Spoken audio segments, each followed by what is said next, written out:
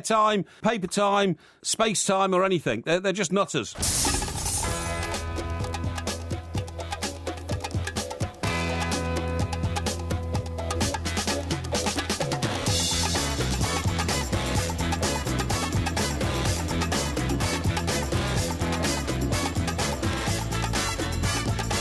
Good afternoon, I'm Mike Graham, he's Mike Parry, you're listening to the Two Mikes on TalkSport. This could be the busiest show we've ever done this afternoon as the Spanish Grand Prix gets underway as we speak. Hull prepare for relegation, the final game at Hart Lane kicks off, and Huddersfield battles Sheffield Wednesday for a place in the Championship playoff final. And as if that's not enough, Tranmere are fighting Forest Green Rovers for a place in the Football League. We'll be going live to TalkSport's very own Danny Kelly at Tottenham's last home game, and they might be recalling Porky's getting sacked in the morning moment way back in 2009. 08717 223344. And for those of you that need a bit of spiritual guidance this afternoon, we've also got a Sunday sermon courtesy of Padre Porky as well. You're listening to the Two Mikes with me, Mike Graham, and Mike Parry on TalkSport.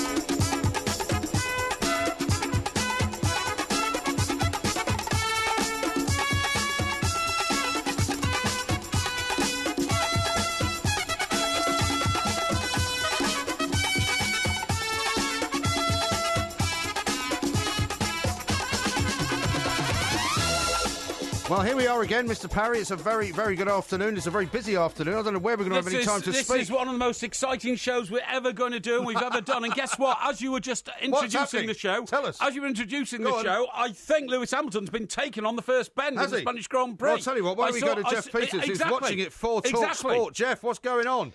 Well, we're on lap 1 of 66. The race has just started, and you're right, Sebastian Vettel getting ahead of Lewis Hamilton on the first corner. It was all the cars coming together. Wow, what is going on? You know what it certainly is. Carnage, chaos. It's Formula One. It's the Spanish Grand Prix. Just one of many live events going on. Well, absolutely. Even as we speak. Hull 2-0 down to Crystal Palace. Well, and of Crystal Palace 2-0 up against Hull, actually. Well, you could put it that way, but I prefer to put it the other way because Hull are the people who need the win, right? Crystal Palace, we pretty much knew were going to be safe. Not at all. Crystal Palace can only ensure Premier League survival by getting these 3 points this afternoon. They can only guarantee it. Well, they can guarantee it later as well, can't they? But what I'm saying is they can go to the last game of the season assured they're a Premier League team. Now, they're the closest Premier League club to me in Stockbroker Belt, Surrey, so that's important that I get a result there. Tranmere Rovers, my second team. You don't have a second team? I do. You've told me only half-bakes have second teams. That's what you've told me in the past.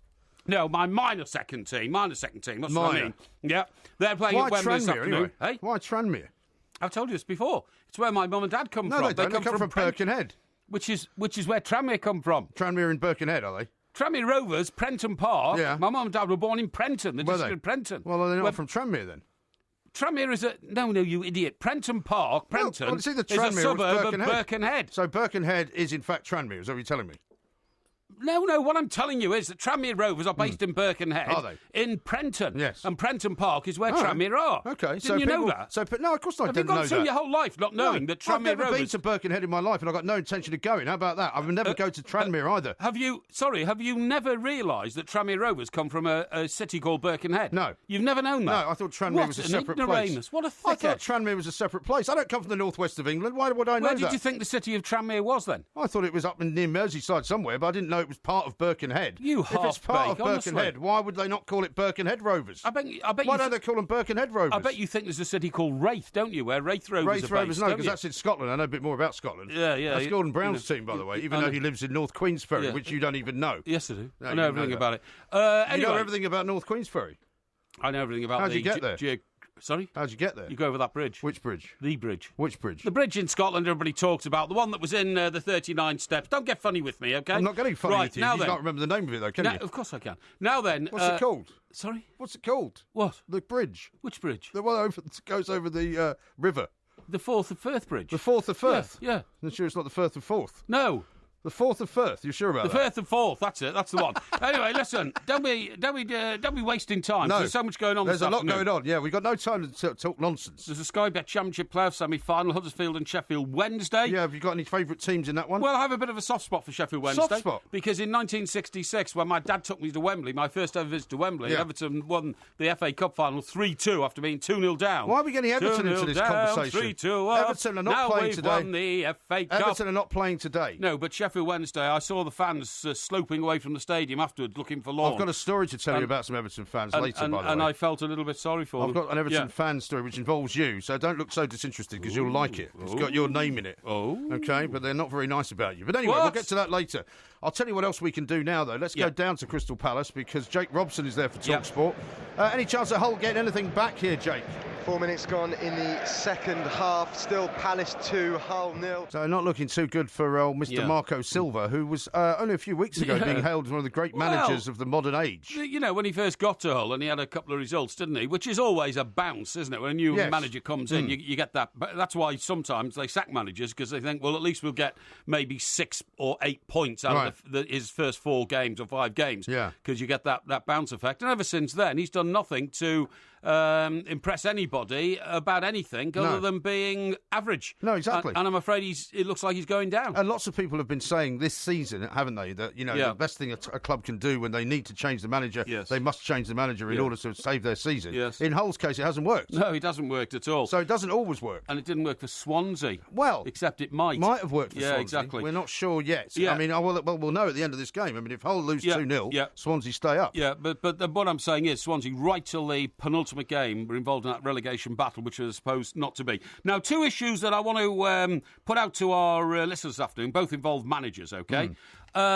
Mark Hughes has been a journeyman manager, and I don't wish to be rude. I mean, he's earned... Well, I don't think that's really a compliment, is it? He's earned a very good standard of living over a number of years by being an average manager at about half a dozen different clubs. Has he also not done well by just jumping ship whenever he felt like it? Well, he jumped ship once at Fulham, didn't he? Yes. And the belief was he was going to go to Aston Villa, and he didn't get the Aston Villa job, and nobody's quite sure. I think he'd probably be thankful for that. I think in retrospect. Well, yeah, you could say, had he gone to Villa, they might not be in the Championship. But anyway, the point is, I'm not knocking it in any way. He was a terrific player, Mark Hughes. You know, a man who Sparky, who put everything into every performance. Yeah. And he's done brilliantly well to still be a manager in the Premier League. I think, is it 5 different clubs? Well, he was at Manchester City, wasn't he? Manchester City, Blackburn, Fulham, Stoke, and one other.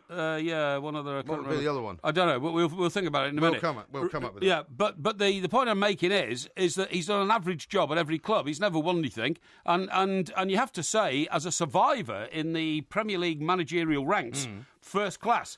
But if I was a Stoke fan last night, they were humiliated by an Arsenal team, which hasn't always... But is that not because Stoke had nothing to play for and they were already kind of on holiday, effectively? Well, that's not the issue. The issue is your manager should be able to raise your players' game at all time. You know, once again, old Peter Crouch... Yeah, you say that, but I mean, when Chelsea were in the depths of despair last season with Jose Mourinho at the helm, he couldn't do anything for them. He could not raise their game at all. Well, yes. Now they've won the league. Yes, because the manager was replaced by a man who did manage to motivate his players. So you've got to motivate your players at all times. All I'm saying is, if any Stoke fans want to give us a call this afternoon, if we've got time to talk to you, and we've always got time for you millions of listeners, okay? Yeah, so let's just get this straight again. Yes. So we'll put out the number in a moment. If we've got time to talk to you, we will indeed take your call. Yes, we should have time to talk to you because we always have got time to talk to you.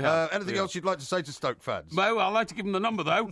Go on. The number is 08717 22 33 44. Excellent. Okay. Very good. And all I was going to say is that I thought you were humiliated by an Arsenal team who've been indifferent this season, but they saw you as, really, vulnerable, to say the least, last night. And you got wiped off the map. Now, that's okay, but Stoke are a very wealthy club now. They're owned by a betting company, which is one of the most successful in the world. They've named the stadium after them. Named the stadium after them. The family who own are billionaires. Mind you, if there's FA investigation into betting and football and connections and all of that in the wake of Joey Barton, I wonder what sort of effect that would have on a club like Stoke. It'll have no effect whatsoever because the betting industry in this country is very good for football. It produces enormous revenues and only a maniac would try to do anything to disrupt that relationship. No, indeed. Now, what I was going to say is that's the Stoke fans, and they play in red and white stripes. Yes, they do. Now, what about Sunderland? Sunderland also play in red and white stripes. And isn't the issue there with their manager? Well, David the Sunderland Moyes... fans being rather horrible and nasty to David Moyes? I think they've got every right to be, because, I mean, even by their own standards, Sunderland's performance yesterday was unbelievably awful, wasn't it? Well, they're not a good team. They're not a good team, but they weren't even trying. I mean, they might as well not have bothered turning out. They might as well have put the kids kids' team out, the youth team, who would have at least tried a little bit harder to get somewhere. Well, I don't accept that. And don't forget that Arsenal now have to play them next, I believe. They do. And Arsenal, who are still chasing a place in the top 4, in which I still think they've got an outside chance of getting. Right. I mean, they're playing Sunderland. They're going to get another 3 points there. Yeah, Manchester City are playing West Brom. They may stutter. Yes. West Brom are 16 points behind Everton, so, that's... And lots of people are asking about your situation with Everton and Liverpool, because if, in fact, Liverpool are in a position to go all the way to the last game of the season and need a win, you will presumably not want Liverpool to win in order to... You'll want Everton to lose to Arsenal so that Arsenal go into the top 4. No, you're not. No, that is utter rubbish. That's what people are suggesting. No, I have never in my life gone to a match where Everton are playing and wanted them to lose. So you'd like to see Liverpool getting into the top 4 and going to the Champions League? I am completely indifferent to other clubs' results, Is that right? other clubs' positions and other clubs' points tallies. Okay. What I am absolutely passionate about is that every match Everton play, I want them to win. Yes. I should be at the Emirates next Sunday. Okay. It's a week today. And I will very much want Everton to win, and I don't care a fig about what effect it has on the table or other teams.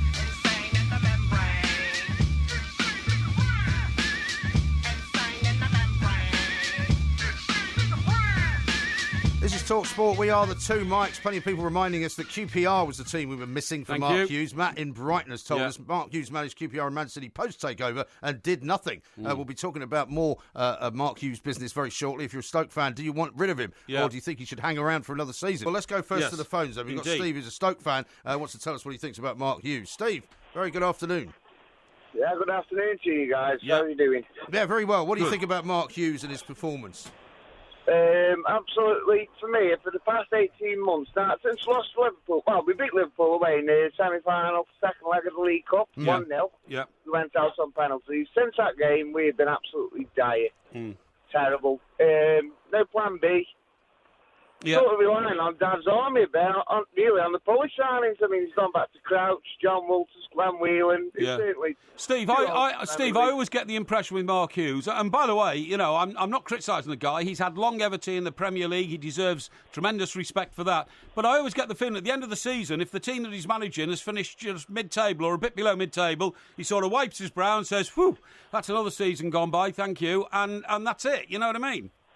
Yeah, I mean, we went out in the FA Cup to Wolves to term this season in the third round, and then Mr. Hughes sort of said, well, we want 7th in the Premier League this season. And now, towards the end of the season, he says Stoke fans are raising expectations too high. Now we started complaining, and it's quite a majority who are not happy with Hughes at the minute in his football. Yeah, Steve, don't you think that the Leicester situation has changed the landscape for all clubs of sizes like Stoke and for Everton and for West Brom and clubs like that? Because Leicester have proved you can break the mould. So your club has got wealth, your club has got ambitions. Why can't you have ambitions to break the mould? Well, exactly. Why can't we have ambitions? I know I've got a station, and Stoke are sort of towards the top of that second tier of the Premier League. They've been like now for the past 3 seasons. But, I mean, this season we could end up finishing, as low as 16th. Yes, that's right. But if Steve, if you were to replace Mark Hughes, I mean, what kind of manager would you expect to be looking for? What kind of style of manager? No, that's a $10 million question, Mr. Parry, really. I mean, it is indeed, and I'm Mr. Graham, by the way. Yeah, exactly. Please don't mistake me for that oaf sitting opposite me. No, he wants to be me. Sorry, excuse me. Yeah. What do you think? I don't know. I know you've just been putting down here Mr. Selby, that's all, but... I'd even take him. I'd take anybody at the minute. Well, do you know what, Steve? If I was... About Steve McLaren, he's still looking for a job. Yeah, but he is. Steve McLaren, Wally with the Brawley, I don't want him. If I was in charge of Stoke and they've got money, they're owned by a fantastically successful business dynasty, I'd go after somebody like Eddie Howe at Bournemouth. Because, you'd say, look... Well, hang on, Eddie Howe's already got a job. Don't start dislodging managers, I'm not. What I'm saying is that's the sort of guy I would want. A young, track-suited, energetic, fantastically... Track-suited? Fantastically ambitious manager. I'd go for somebody like that. You wouldn't bring in some... What about Tony Adams? Tony Adams. No. I'll be kicking some backsides. Steve literally said he would take anybody, right? But he's now turned down Steve McLaren and Tony Adams. Yeah, I don't blame him. Yeah, well, that's scraping the barrel. That's scraping the barrel. Absolutely right. Steve, thank you very much indeed. There might be other Stoke fans who think that the Mark Hughes is doing a fine job, and that actually Stoke are doing as well as they can ever do. That's right. With the resources that they've got, regardless of how rich they may be. That's not true, though. That's not true. After the Leicester experience, every club, every middle-ranking club... rubbish, and well, you know it. No, it's not rubbish, Mike. Well, how come Leicester did it then? Leicester did it as a one-off because every now and again there's something called a one-off that happens. But not every club can do it. That should fire the ambitions of all of the clubs. By the way, I don't think we have yet congratulated the Manchester City ladies team for winning the Leicester, they didn't even know they were playing. Of course we knew they were playing. No, you didn't know they were playing. The Women's FA Cup final and completing the treble. Yes. And I think that's outstanding. I saw the goals, actually, on the news last night. Tremendous goals. Oh, fantastic. There's an American woman that plays for Manchester City who scored the winning goal, the third goal, I think it was. And she did the usual job of a goal scorer, tried to do a knees in the celebration as, she jumped up 6 feet, came landing on her knees as football. I don't know why managers allow players who score goals to suddenly jump onto their knees. Well, they're athletes, so you expect them to be able to handle some kind of, a stress-related jump. But one of these days, one of those players is going to do his cruciate in by that ridiculous celebration. Bit of a disappointing size of the crowd at Wembley, I thought. No, it's 32,000. Whole of the top tier was empty. 32,000. I think considering the women's game is so young in this country, I think for 32,000 people to turn out. Promote it more. I mean, Manchester City, 200 miles away, lots of their fans turned up. Do you know they won the treble? I said they won the treble. They completed the treble. Right. And the fans Ken is reminded us of that, by the way. Who's Ken? Ken is the guy whose text you're reading from. Oh, no, I didn't read from any text. Didn't you? No, I was reading from my statistical sheet here. Were you? Yes, that's right. Yeah. Okay. How about this one from somebody who doesn't give a name? Who did they beat, by the way, Manchester City Manchester yesterday? City, Birmingham, wasn't it? Of course it was, yeah. So What, are you trying to catch me out? Yeah, trying to catch you out. You think I didn't know about women's football? Yeah, well, you know. You see, you can't. You've got to go a bit earlier in the morning. In your case, that means you have to get up the night before. Yeah. As Porky knows so much about areas, can he tell me where Stockbroker Belt Surrey is in relation to normal Surrey? Yes. And does he say Stockbroker Belt Surrey when asked over the phone and on forms? Mm-hmm. Well, no. I mean, look, all I try to do is I try to describe the genre of the genre. That's right, of particular locations in Britain. That's all. You know, for instance, I would describe Hartlepool as gritty, working-class Northerners. You know what I mean? Really? That sort of thing. Yeah, because I might not like being described like that. Well, you know what You're I'm one of these about. people that stereotypes everything. You think everyone that lives in the north is gritty, working-class type, don't you? And everyone that lives in Surrey is very middle class and totally drives around in a Jaguar. You know, my ambition is to retire someday to the north of England. Well, so you say, but you would hate it up there. No, I wouldn't. Because you hate poor people. No, I don't. You do. You detest people that haven't got any money. So why would you want to go and live in Northumberland? I tell you what, there are more Rolls Royces registered in Cheshire than there are in Stockbroker Belt Surrey. How about that? That doesn't surprise me, because Stockbroker Belt Surrey is a pretty much of a hole, actually. I mean, you were claiming that it's this wonderful, beautiful place. I mean, your street alone is a fly tipper's paradise. It's got, abandoned vans up and down it. It's got rubbish strewn all over the place. It's got workmen chucking sandwich wrappers out into the street. It sounds like an absolute horror show. Litter is a huge problem in this country, and it happens everywhere. The finest, I'm telling you, the finest neighbourhoods in this country, even in Kensington and Fulham and Hampstead and places like that, are plagued with litter. It is Hampstead a huge is problem. not, actually, I have to tell you. Huge Hampstead problem. is very, very well looked after because people are paying through the nose to live there. Now, coming up, I'm going to remind you of your visit to White Hart Lane when you were almost ejected by the stewards. Yeah, but I wasn't. You were hassled and harangued by the crowd, singing "You're Getting Sacked in the Morning" it was terrible. Because of your terrible, terrible behaviour.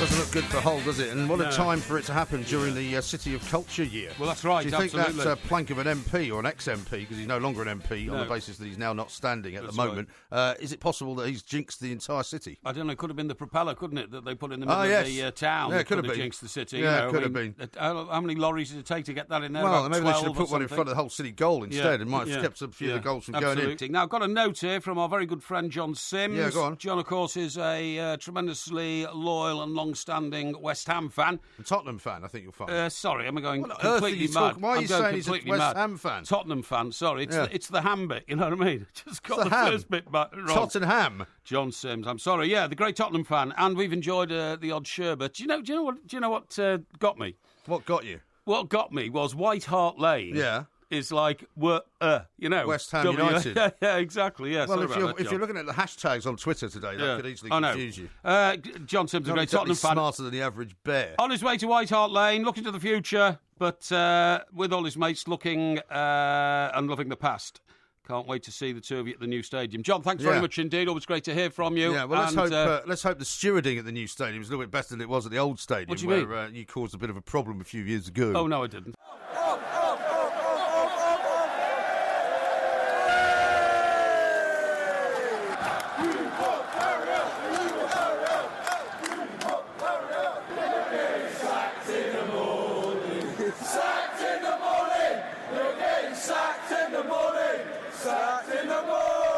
And there it is, folks, 2009, Mike Porky Parry. I'm not sure who Spurs were playing, but it's on YouTube. In fact, I've put the link out already on the Two Mike's Twitter, should you wish to look at it. Embarrass me again. It shows you hurling your leg over the balustrade to try and sort of... I've explained this to you before. I know you have. There was no such thing as what happened was, the part of the stadium we were in there... I presume it was a Spurs-Everton game, was it? Yeah, it was a Spurs-Everton game. It was a midweek game, and the box we were in, and I very grateful to the guests, to our hosts. Have they ever asked you back, those people? Yeah. Went back the following year, and they had a huge newspaper report of what happened the previous year on the frame on the wall there. But, no, all that happened was, after we'd had some dinner, we went out onto the balcony, and a few fans shouted at me that I was very fat. Is that what you call porky, you know? Yeah. And quite disruptive to the game in general. But the fans below, it's where the shelf used to be, I think, at Tottenham, which is a legendary part of the terracing. You know what I mean? Converted now to seats, obviously. Yeah. So the boxes and the terrace bit met very closely together. And when they started insulting me, telling me I was very fat and all that, all I did was lift my shirt up to reveal my rippling how figure. Fat you actually really were. My rippling figure. And it was certainly rippling. That caused a bit of mirth, and then did they not make some remark about? I can't really say this because it's a time of day and we don't want to be off okay. as a result. No, please don't say it because we will be told not to. Well, I have to explain the actions of what happened. Describe it in a way without saying it. One fan shouted, "Hey, Porky, Alan Brazil says you've never," and then used an expression to indicate relationships with women. Yes. So I said, "Oh, really? You want to see me do that?" Yeah. So I swung my leg over the very well done. You know, the edge of the box, if you see what I mean. Yes. And they got the idea, but that was when they started chanting you getting sacked in the morning. That's right. And then a steward arrived and all that. Somebody tried to get your leg back over, didn't they? That was Claire Tomlinson from Sky, who was in the box with me. It looks like a man who's pulling it back. I just watched the video. Yeah, but she indicated to this guy, look, you better do that because the steward had just arrived. Yes. But anyway, it was all merriment. All very good-natured. There was no problem about it and whatsoever. You were never forced to be suspended or ejected from the stadium? Not at all. It was never like that. There was no malice or anything like that. It was all very good-natured. And funnily enough, I have bonded with the Spurs fans ever since. Well, I've got a couple of favourite memories of Hart Lane as well. Would you like to hear mine? Yes, I would, please. Well, because one of them goes back to one of the trips actually we made to John Sims's box. Oh, yes, been talking to. Yes, that's right. Who sent us a very nice message, who is a massive Tottenham fan and a very generous host. And when we were leaving, we saw all sorts of cars and players coming out. There was quite a few autograph hunters there. Yes. And then this beautiful Range Rover appeared. Coming out from behind the players' car park. Yes. And rather than everybody sort of stopping and looking in disbelief, the car kind of came out quite quickly. Yes. And it turned out it wasn't one of the players. It was, in fact, the Tottenham manager at the time. Yeah, who Tim was, Sherwood. of course, Tim Sherwood. Yes. And as we were walking away, he rolled his window down and said, "Oi, Porky, how you doing?" And he started shouting at you. And you returned fire with, "Hey, Steve, I'm great." No, I didn't. How you doing? Yes, you did. No, I didn't. Yes, you did. I was there. No, I didn't. And that's one of my favourite memories of Tottenham Hotspur. I didn't. And of course, is that your phone? No. What was it? I don't know what it was. It was something in the. It's your phone, isn't office. it? No. Don't worry. Anyway. I'm not worried. Look, it's you see, you keep going on about this Steve Sherwood thing. Yeah. Because Steve Sherwood, of course, was the goalkeeper for Watford in the 1984 FA Cup Well, you've final. just explained why sometimes you mix things up. You've just said you were thinking of Hart Lane and West Ham United. So it's very easy to mix up Steve Sherwood and Tim Sherwood. Well, okay. So if that's the case, then how come Tim never took offence and I've spoken to him since, and he's never mentioned it. So because he's probably used to you making those kind of blunders because he's quite friendly to you. So the thing is, very harsh. People normally. I mean, I don't take offence when you get things wrong. Why would I? I went down to Hart Lane once when I was a kid, about 15 or 16, Boxing Day, and we literally thumbed it down from Chester. It took hours and hours. Yeah, because, I mean, that's not a good day to hitchhike, Boxing Day. There's nobody on the road. Well, there weren't a lot of... and there wasn't... I'm not even sure how much motorway there was in those days. I think there was an M6 and an M1, but we got there and the game had been called off due to snow. Oh, God. Yeah, and then we had to get all the way back. So you hitchhiked in the snow all the way to London? Yes. And back? Yes. In the day? Yes. Blimey. Yeah, we had to. Very bad planning. And what I was going to say is that it is one of those legendary grounds because you've got to remember I was very, very young when Spurs were the first double winners this century, followed by winning the FA Cup the following year. And just the word Tottenham Hotspur, Danny Blanchard, Jimmy Greaves, all that kind of stuff, they were then in my head as a little kid what Real Madrid are today. Sure. You see what I mean? Yeah. And they also played in white. My other memory of it is when I was about 11 or 12. I can't remember, it was 71 or 72. Yeah. And my dad took myself and my daughter to a Man United Spurs game at White Hart Lane. Right. And Martin Chivers was playing for Spurs. Yes. I remember. And at one point he got fouled. And he was lying, and I don't know why I remember this so well, but he was lying on the ground and had been there for some time. And a guy behind me... like 20 minutes? Well, he'd been there for longer than you would have expected, Right. And the guy behind me said, "Oi, Chivers, get up, or else we'll have you buried." And for some reason, that always stuck with me. Really? This was one of the Spurs fans who was shouting at him. A bit of sort of Cockney wit, of Cockney wit, yeah. He actually swore more than that, but I couldn't repeat exactly what he said. I bet he did. But it was just one of my many introductions to football. Funny you should say that, Martin Chivers. I think I've told you this story before, but our millions of listeners may not have heard it. When I was a reporter on the Express, there was some terrible murder in some village somewhere in, I think it was Hertfordshire, which makes sense if it's Spurs, because it's sort of north of London. And, when the pack arrived, like the Fleet Street pack arrived, and we knew we were going to be there 2 or 3 days. The reptiles of the press. Yeah, you find a base, and we went to this pub/hotel. Pub, yeah.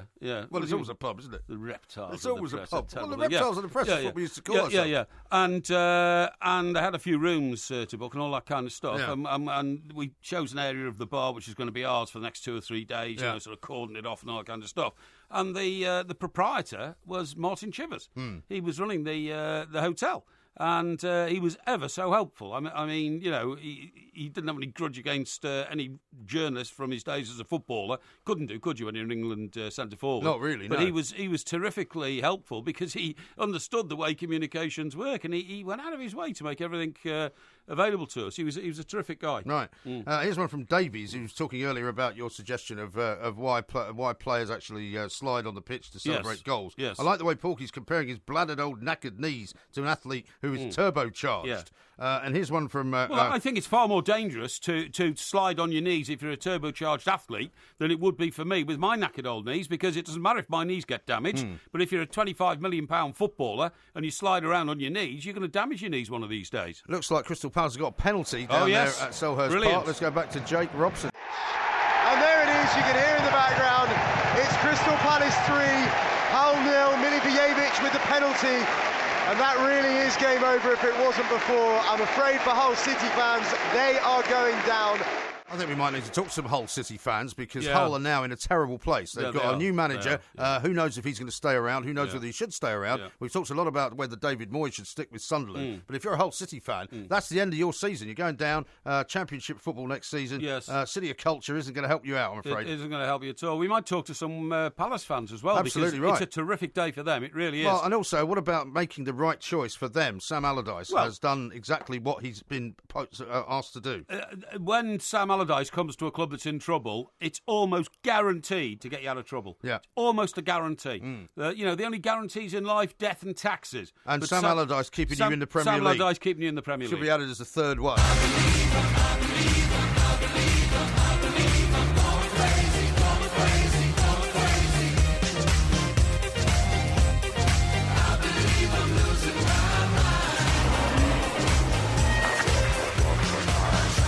Talk Sport, we are the Two Mics, a bonus 3-hour show on a Sunday afternoon, and it's a very busy Sunday afternoon. Hull City are going down. It looks as though Crystal Palace are now 3-0 up, almost went 4-0 up there. It's 87 minutes, 3 minutes left to go. Sam Allardyce, as we were saying, done a brilliant job. Yes. If you're a Crystal Palace fan or a Hull fan, we'd love to hear from you. 08717 22 3344. There's going to be a few managerial changes, I guess, as the next few weeks unfold, aren't there? And there'll be some unexpected ones as well, because, you're always baiting me that Ronald Mr. Koeman is going to Barcelona and all that. That's not going to happen. Well, he says he's not going yet, doesn't he? Yeah. Conte has pledged his troth now. Mr. Conte has pledged his troth now to Chelsea. Well, I think in his case he wants to win the Champions League for Chelsea. I agree. And yet Inter Milan will no doubt put more pressure on over the summer, as clubs always do, and that kind of stuff. Anything could really happen because we've now all come to accept that actually the profession of football these days is the most mercenary profession in the world, and we don't expect loyalty from people because the loyalty days of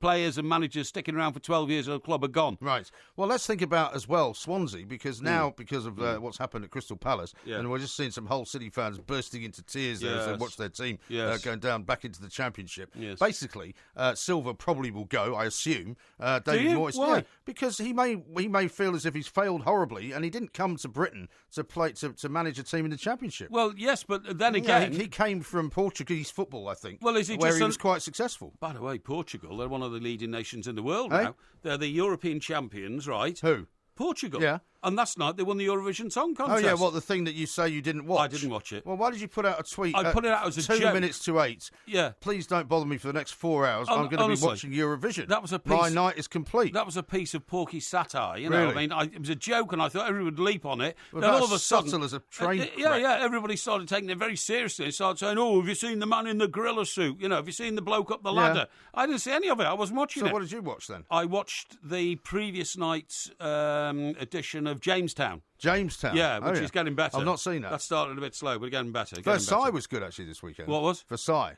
I can't watch Versailles. Why not? It's too slow.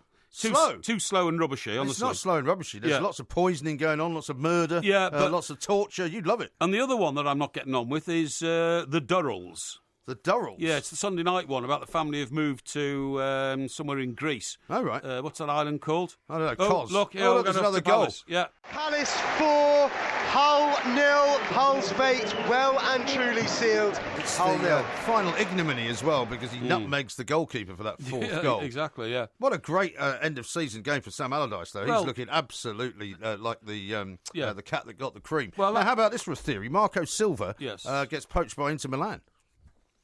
Really? Why not? On the basis of being the manager who relegated the team in the English Premier League? Not on the basis of that, but on the basis of before he came to Hull, he had a very good reputation. He's done what he can at Hull, I suppose you might say. Yeah. And he hasn't done enough. Yeah, but that's why I'm saying I don't think he'll stay with them and go down into the Championship when he still has a reputation that might get him a better job. Yeah, I think Rafa Benitez has done, managers a lot of favours by taking that season at Newcastle and getting them back. Yes. Because then, everybody can use that as an example and say, but look, you'll have a fantastic season. Because without a shadow of a doubt, Hull fans will have a better season next season than they've had this season if they have another, barnstorming championship campaign in which they get promoted again. But, I mean, the difference between Hull and Newcastle is quite stark, isn't it? I mean, immense. Newcastle people, Newcastle fans sometimes have a go at Mike Ashley for the way the club is run. But, I mean, in terms of the way it's run compared to a place like Hull, which is in constant turmoil, you don't know whether the owner wants to sell it, you don't know whether the owner's going to stay around, they want to change the name all the time. I mean, it's difficult. Well, it's not only that, but if you go to Newcastle and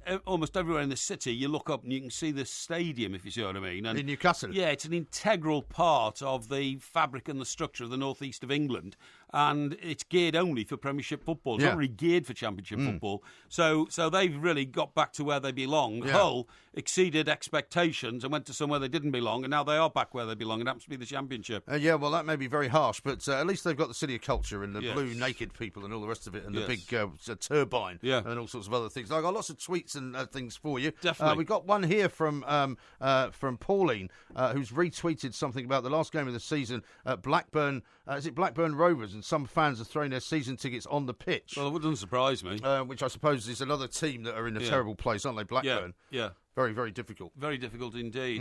Last game of the season. Oh, I see what you mean. Yeah, throwing this.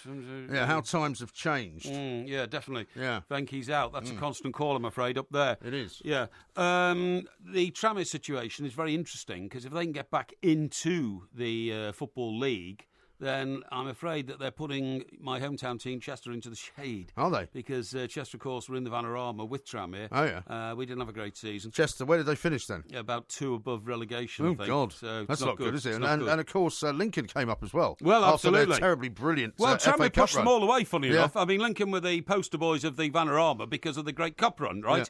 and their brothers. We've got to go back and see Jake again, I think. Jake Robson, because the game is coming to an end. It's party time for Sam Allardyce, misery for Hull. Jake. Yeah, that is the full-time whistle. It's finished. Crystal Palace 4, Hull 0. Nice to see the Hull City players going over to their fans, who have always been good travellers, actually. Because I went to see Hull City playing Chelsea a few seasons ago, and they had a good, sort of a solid couple of thousand people there in their orange and black shirts. But some of them are already holding up banners that say "Championship, here we come." I know. Yeah. So I mean, I guess they've got a bit of sense of humour about it. Well, which not is, only that, I think they've. It's been like a premonition, hasn't it, for half the season? Yeah. Well, to have not won one of their away games at all. I mean, that's shocking. Isn't it? It is a bit shocking. shocking. That is shocking. Now we've got to go to another full-time whistle. Huddersfield, Sheffield Wednesday. Yeah. Graham Courtney. Well, it's good to hear the Hull players did that. It's more than the Sunderland players, or the vast majority did yesterday in their final game. They just sloped off. It's finished here. Huddersfield 0, Sheffield Wednesday 0. Disappointing games so far, really, in the playoffs of the Championship, aren't they? I mean, only 2 goals. I mean, 2 goals yesterday, no goals today. No, but we're going to go back to the Grand Prix in a second. How about this from Mark? It says, Porky says he's the man of the North, but he hasn't mentioned the Rugby League Challenge Cup quarter-finals going on today. Well, they're exciting. Are they? Yes. Yeah? You're going to tell us about those later? We'll look, an awful lot in the show at the moment. Yeah. We're going to compartmentalise, what we can. I think we'll get compartmentalised you a bit later on. Yeah, absolutely, yeah. And by the way, committed as well. By the way, we did hold down a disservice, actually. They haven't lost every game away from home. Well, that was what Jake Robson said. Well, I know, but they've had a miserable season. Yeah. So did you get that wrong, did he? Well, I'm not saying he got it wrong. I mean, well, you must have got it wrong. It's a high-powered, fast and fractious show today. Yeah.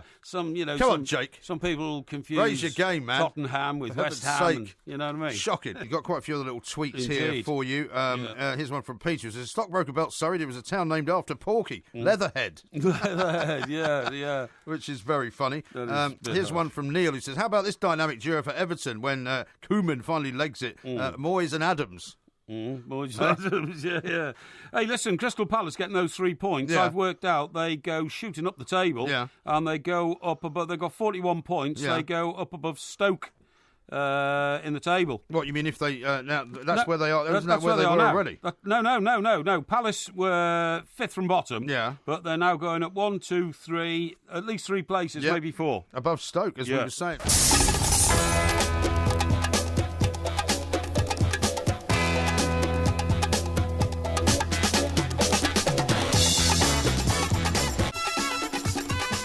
Now, here's an interesting tweet I've got from Chris, who says, as far as bad managers go, I'll see your Tony Adams and raise you Tranmere managerial legends John Barnes and Jason McAteer. Well, somebody's just been talking to us about that. Yeah. Apparently, it didn't prove to be the most successful managerial combination of all time. Given your second team, you'll be able to tell us in great detail how that all went, won't you? Well, they weren't my years. Really? No, they were the missing years. I was missing. I'm kind of in America at the time. You were in America? All that kind of stuff. Missing in action? Not missing in action. Missing a lot of stories? Not able to keep my ear to the ground. I see. Now, listen, I've got some bad news for Bex. Yes. David Beckham, that is. Yeah, go on. Now, he had a sort of cameo part in his mate, Guy Ritchie. Oh, yeah. Guy Ritchie, very successful film producer. Well, you say that. Well, I'm just about to get film director, actually, yeah. But anyway, look, so he's put together this great film, and it's about King Arthur. Yeah. King Arthur, Legend of the Sword. Yeah. Now, I don't think you could make a bad film about King Arthur, Legend of the Sword. Because, there's been a lot of films about King Arthur, haven't there? Sean Connery was in one. Yeah. And I tell you what, that was that the one with Richard Gere as well? Richard Gere was involved in sort of horizontal refreshment activities with King Arthur's wife, wasn't he? It was a family show, really, genuinely a family show. Was that Guinevere, was it? It might have been, yeah. Yeah, that's right, yeah. And Lancelot. Hey? Hey? Look, you said it was a family show. And, that was his name. I see, yeah, right, yeah, sorry. So anyway, so I didn't think much of the Sean Connery one because I thought Sean Connery had got too old. He had. And getting on and off his horse, he didn't look all that able, you know what I mean? He didn't, no, you're quite right. But anyway, I thought, well, this one will be a... There was another one called Excalibur, which I remember, which was quite good. Yeah, but there was a lot of moody sort of shots in the swamp. That was a mystic one, wasn't it? With hands coming out of lakes and all that kind of stuff. Yeah, you know what I Lady mean? Lake and all that. Lady Lake and all that kind of stuff. But anyway, so Guy Ritchie, who's made some great films, by the way. Have you seen the Sherlock Holmes films? I haven't, actually. They're very, very good, you know. And of course, he made the original... Lock, Stock and Two Smoking Barrels. Two Smoking Barrels, yeah. And I think he also made Snatch, didn't he? I think he did. The one that I got the question wrong in the quiz. In the quiz, which you can still see, by the way, on Facebook on the Two Mics page if you wish to go and find it. Yeah. But anyway, what's happened is it's opened in America, £140 million, and it seems to be... causing the critics a little bit of sort of angst, you know what I mean? Former England captain's director pal Guy Ritchie fears his film is on course to be slayed at the US box office, which is very bad. Yeah. But anyway, the part that Bex has got in it, right, is this cameo part. Yeah. He plays a knight, doesn't he? He plays a knight, and I think we've all seen the pictures of him in the knight's outfit with the big sword and all that kind of stuff. He makes this is David Beckham, otherwise known as Golden Balls. Makes his big screen debut as a grotesque knight just months after. Just months after, coincidentally, in real life, he got into a bit of a spat with the government about his own knighthood. Ah, that's true, yeah. So this could have been a sort of up yours type. It could have been. He probably made it quite a long time ago, didn't he? Yeah, that's right, yeah. But some fans have not been, some fans of film have not been sort of over-praiseworthy. Well, the problem with Beckham is that a lot of people don't like him, right? So, I mean, if you put somebody like that in your movie, it will probably attract some people to go and watch it, but it will also turn a lot of people off, won't it? Yes. Because a lot of people wouldn't want to go and see a movie with David Beckham in it. Why not? Because they don't like him. He's one of those figures. I'm not saying they're right, but whenever we talk about David Beckham on this show or any other show, you get about 50% of the audience who go, he's a player. He's not as good a player as you thought he was. He's a those are just money people grabbing, whatever. But there's a lot of them though. But those people are just full of envy and malice. Well, there are a core of people, not a core. There are a minority of people in this country who just don't like those who've been successful. And whatever you say about David Beckham, he is one of the most successful men alive. Well, he is. But that may be one of the reasons they don't like him. Well, but certainly true to say.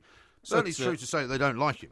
Well, you say that, but I don't come across people who don't like David Beckham. Most of the people I talk to about him are full of admiration for him, Well, you don't mix very readily with very many people, though, do you? I met Guy Ritchie once in my TV venture, when I decided to go to the silver screen rather than the airwaves. Silver screen? Yes. Was it not more the computer screen? It was an internet TV station. It wasn't actually on any recognised national television platform.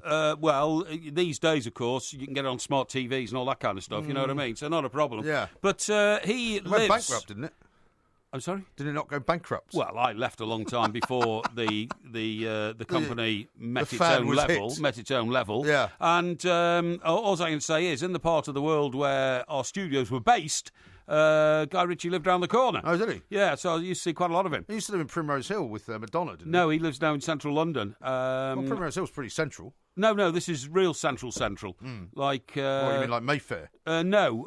Fitzrovia, yeah, it is Fitzrovia. Okay. Yeah, absolutely. Right. And there's one street, sort of Regent's Park Roadway, which used to house both Guy Ritchie and Madonna and Tom Cruise and his wife when they were filming here. Oh, okay. Mission Impossible, yeah. And does Regent's Park go down into Fitzrovia? Well, it kind of... Well, it kind of does down the side of the park. Well, I mean, I know where you used to be, not far from Euston. I mean, it's not far from there on the other side of Euston Road. That's right, So you might have seen him a lot because of that. But anyway, look, it looks as though that's not the greatest of news. But I'm going to go and see the film anyway. Because, I love British history and I like people who make films about it. I saw a terribly sad film last night. What was that? It's a movie called A Monster Calls. Monster Calls. Yes, and it plays. I'm not heard about that. What's this? And one? It's funny enough. Liam Neeson plays the monster, and the monster is this kind of man made out of a tree. Oh yeah, who visits a man small, made out of a tree. Yeah, it's a yew tree that sort of comes to life. And I told you all about yew trees last week. You did. Well, funnily enough, it's got a similar theme. They used to make bows and arrows. Well, yew tree is also apparently very famous for having medicinal qualities, and so at one point or other, the mother in question of the boy, is being treated by something which is extracted from a yew tree. Right. But it's a very philosophical film, but it's terribly sad because it turns out that this little boy, who's originally from Edinburgh, and his grandmother's played by Sigourney Weaver, right? His mother's dying of cancer. Oh dear! And it's absolutely awful. I mean, I'm sitting there watching it with the kids because it was suggested to me by their mother that this would be a nice family film for us all to watch. Yeah, and it was a beautiful film, but was anybody crying in your house? Yeah, we were all crying. Oh no! Everyone was in tears. Well, you were crying? Yeah, of course. No, I cry at movies. Oh, I've told you that before. I can't believe this. I cry at The Deer Hunter at the end. Because it's so sad. I don't know. Yeah. Well, when you're seeing a child do you need suffering, some psychological help with this sort of thing? See, you don't think crying is normal, whereas crying is absolutely normal. Yeah. And the problem is that when you're sitting with your arm around your 10-year-old, who just made me the most magnificent pie, by the way. Did you see that picture I put out? No. You didn't see it? No, I didn't. What were you doing last night? I told you I was watching Jamestown. Well, I told you yesterday that he's been very much inspired by MasterChef, right? And he made me his first ever chicken and bacon pie. How old is he? He's 10. That's brilliant. It's incredible. It's so good. I mean, he wanted me to bring you a piece, but I said, well, the trouble is, Porky might not appreciate it. So, of course I'd have appreciated it. I don't know if I can refrigerate it properly. The young lad, makes that sort of effort. Of course I'd respond. Well, next time he makes one, I'll bring a piece for you. That'll be great. Because he's now he says he's going to make me a pie a month. Okay. Because he enjoys it so much. Okay. And he had lattice work on the top and everything. It was amazing. Fantastic. Incredible. But, when you're sitting there watching a movie which is very sad about a parent dying and a child who's very angry about it, it's a very emotional experience. Well, I'm sure it is. I tell you, you might be doing a bit of crying at the moment, by the way. Who's that? The cad. Well, I mean, I think you should be a bit kinder to the cat. Well, I'm being kinder. Because he's just suffered for a heart attack, we told. Well, not just that, he's had a stroke as well. Princess Diana's former lover, and his name is James Hewitt. James Hewitt, yes. And he lives down in the West Country. Apparently he's in hospital in Plymouth. Exeter or somewhere. Is it Exeter, Plymouth, somewhere like that? And I have to say, he is really one of Britain's most reviled men. Because everybody turned on him. He's 58 years of age. As tragic as it will be sounding to anybody listening, there will not be too many people shedding tears for him. Well, there won't be, because he tried to cash in on his relationship with Diana in so many different ways. Wrote a spoof book with an old colleague of ours originally. Yeah. Then he got involved in auction shenanigans with letters that Diana had written and all this kind of stuff. You know what I mean? Yes. And so he's not really well liked. At least he put to bed the rumour that he was the father of Prince Harry. He did. At least he came forward and said that was utter nonsense. I didn't meet Diana until 2 years after Harry was born. I do wonder whether he allowed that rumour to persist for longer than it needed to. Didn't do him any harm, did it? That's what I mean. But no, anyway, one of the most famous pictures of Diana, which should have given us all a hint that something was afoot, was when she presented that polo cup to James Hewitt. Do you remember? Right. I do. And he just got off his horse. Yeah. He had all those leather knee pad things on. That's right. She was He's presenting the sweaty cup. That's right. He took it, and then she looked so coy. She looked like a 17 or 18-year-old girl. Yeah. And she threw her head back, and her skirt was blowing around in the wind. Yeah. And you had to say to yourself, there's clearly some chemistry between these two people. Well, I think that was the beginning of Fleet Street thinking that something was going on. I think it was, yeah. Because it was very clear. She was very coquettish, wasn't she? She was very coquettish. Yeah, interesting stuff. My name is Luca. I live on the second floor. I live upstairs from you. Yes, I think you've seen me before. If you hear something late at night, some kind of trouble, some kind of fight, just don't ask me what it was. Just don't ask me. Recognise that song by any chance? Just don't ask me. It sounds like Sheryl Crow. Yeah, it was quite a big hit some time ago. It's not a bad guess. It's actually a woman called Suzanne Vega, who's a very, very well-known singer from the United States of America, who wrote this song about a child that was abused by his parents. Which was a real-life case in New York City. Do you remember the ones that were found in Greenwich Village? Remember that story? No. Anyway, the reason we're playing that song, is because, as you know, we are going to do a show in New York City on September the 17th, Sunday. We're going to be live streaming it to Facebook, so which you can go and buy right now on our website, twomics.co.uk. That's right. The2mics.co.uk. Yes. So if you can't get yourself to New York City, and the tickets will be going on sale at the box office America in the next few days, we're told. They will. But the reason we're playing you Suzanne Vega there is we're doing a show at 2:30 in the afternoon. Yes. At 7:30 in the same venue, the City Winery. Yes. Suzanne Vega's on stage. Is she really? Yeah. Fantastic. Who's a massive name over there. Yeah, that's great. We are in very illustrious company. We're certainly in illustrious company. So but do get yourself. Used to that by now. A lot of people are asking where the tickets are going on. So a lot of people are buying flights to New York City already. Are they? There's a lot of people going over. A lot of people visiting from Florida, from LA, and all that. So do go and we'd love to see you there. Yeah, of course we'd love to see you there. But if you can't get over there, then for about £5 or £6, very small amount of money, you can live stream it. Well, I put out an info on this morning. I saw that. And yes. The point I'm trying to make is that it'd be great to be live there in New York City, but not everybody can do that. But you can actually get it in your living room.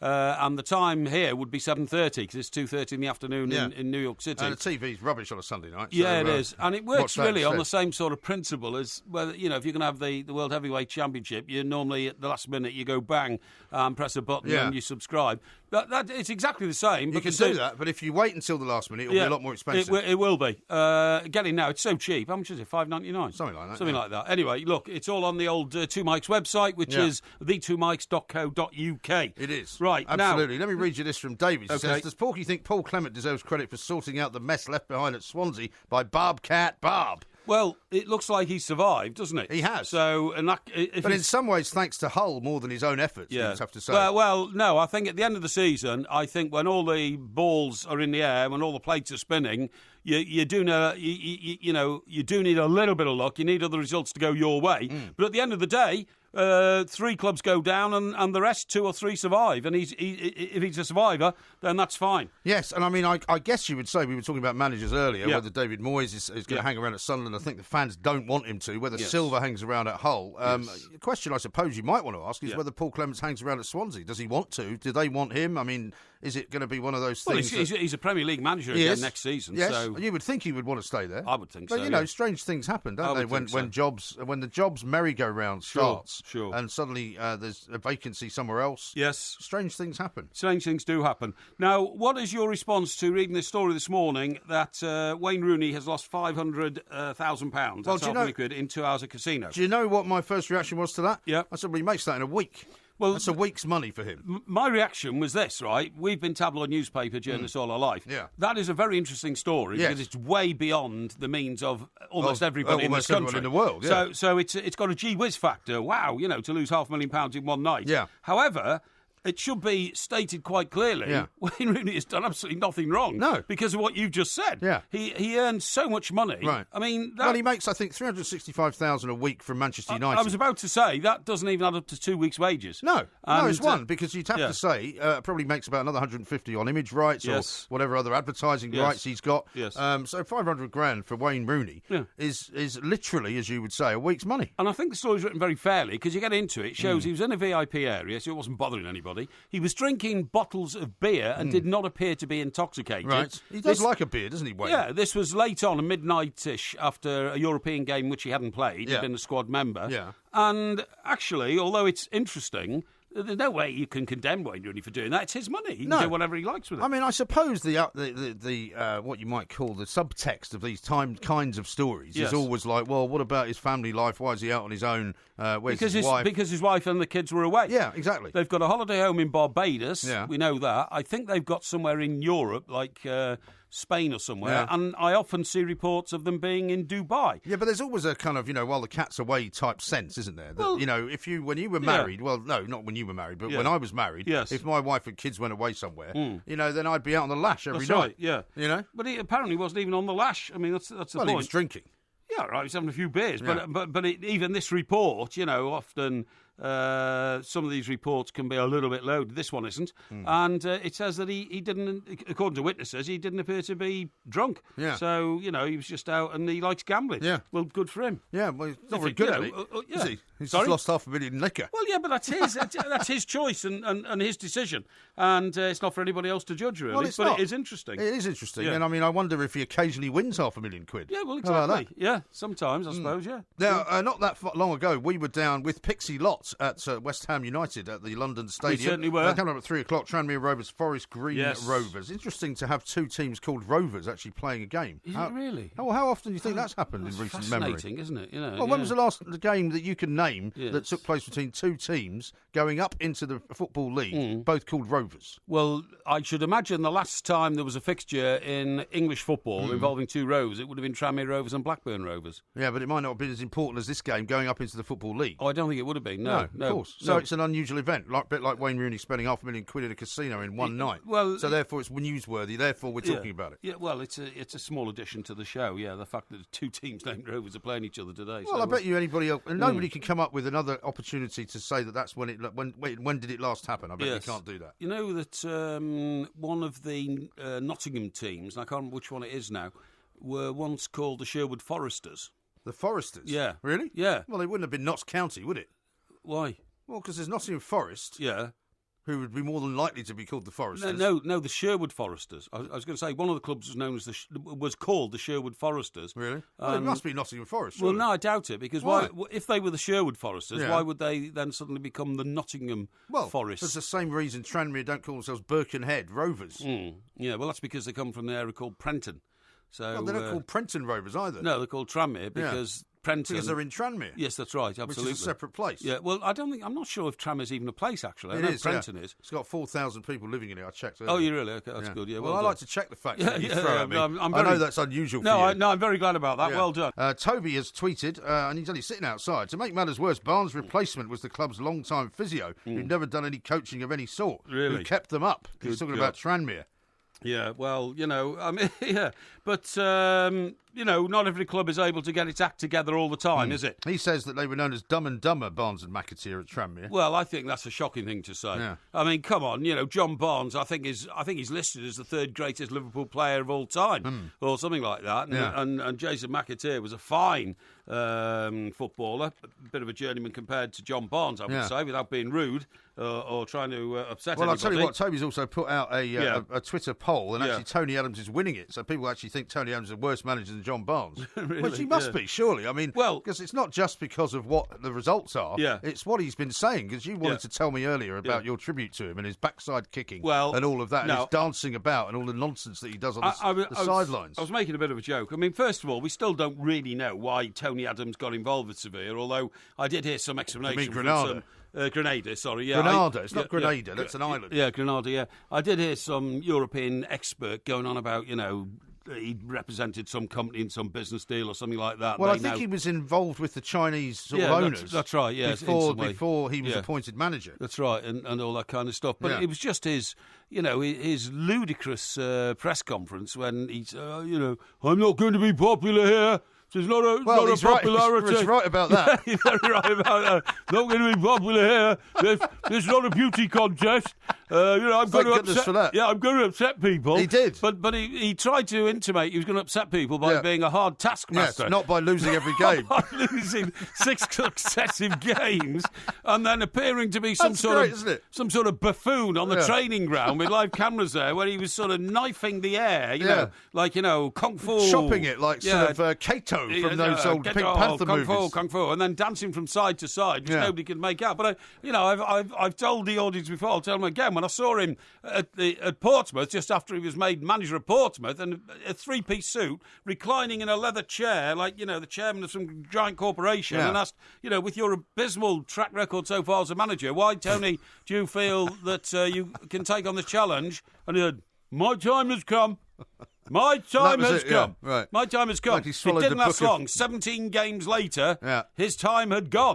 My time has gone. My time has gone. And he was on the way out. Absolutely right. Yeah. How about this from Chris? He says, Adam's worst manager. He says, what about Zola? He had a mayor at Birmingham, and he says, I'm a Birmingham fan. Yeah, that was a ludicrous appointment by the people who run Birmingham. Get rid of a good manager and put a big name in. That is the biggest mistake you can make as the owner of a football club, and it's been done so often. If people don't realise that now, they're deluded. And by the way, we congratulated Harry Redknapp for staying on at Birmingham for another year. Well, I think we have. I think Harry knows that he has our full backing and full support. We met Harry, didn't we, at a function a few weeks ago? Indeed. At the old, where was it? The XL. The XL, that's right, in London's east, what is it? Well, it's Docklands, really. Docklands, that's right. Yeah, we did. That's exactly what Michael says the Sherwood Foresters were an infantry regiment of the British Army, not a football team. Hashtag El Planco. No, I know that as well. But at one time, one of those teams was going to... Yeah, was I don't called think that. so. Yeah, it was. I think you're making it up. No, I'm this not. is Talk Sport.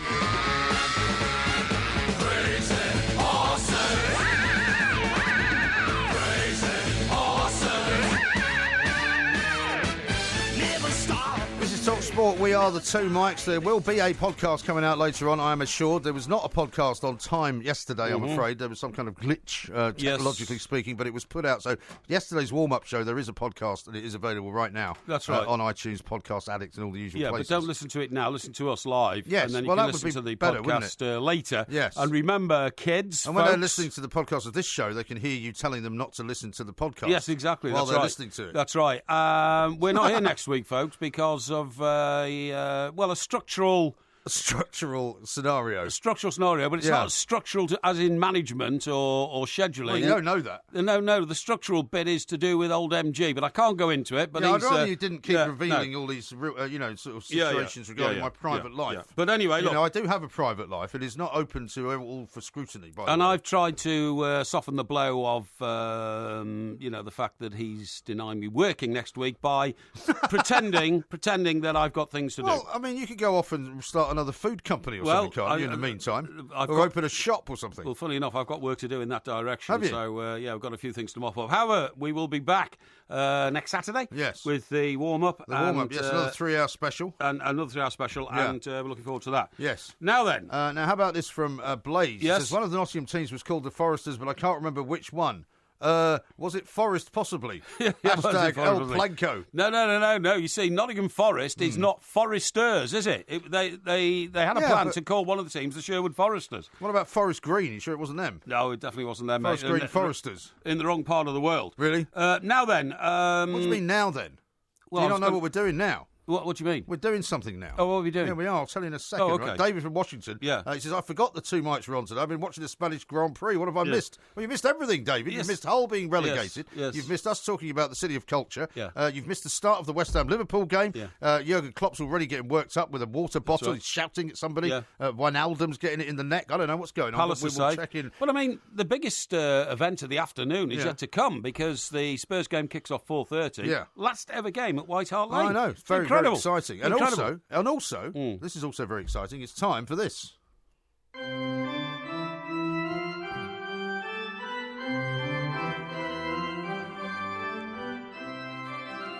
Because it's a Sunday afternoon. Yes, and indeed. we don't always hear on a Sunday afternoon. That's right. We like to give the audience of millions, as you call them, a bit of a porky sermon. Yes, that's A bit right. of spiritual guidance. Yes. And the way this works is that I will read out a passage from the good book, which you will interpret for us. Of course. And tell us in modern day language what it means. Yes, I will. Now, today's is from the book of Job.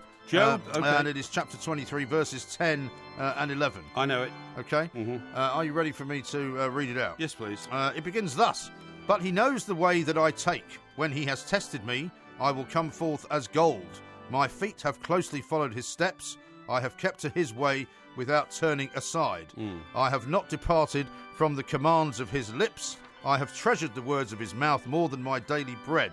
But he stands alone, and who can oppose him? He does whatever he pleases. He carries out his decree against me, and many such plans he still has in store.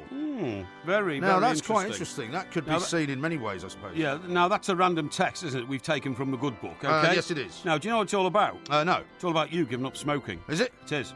It is, honestly. Isn't that weird, though? Because I had no choice in making the choice here. I accept that. I accept that this was picked at random by our religious correspondent and that you didn't actually yourself know what the influence of it was. I didn't. But if I go through it line by line, I can explain it to you. But he knows the way that I take. When he has tested me, I will come forth as gold.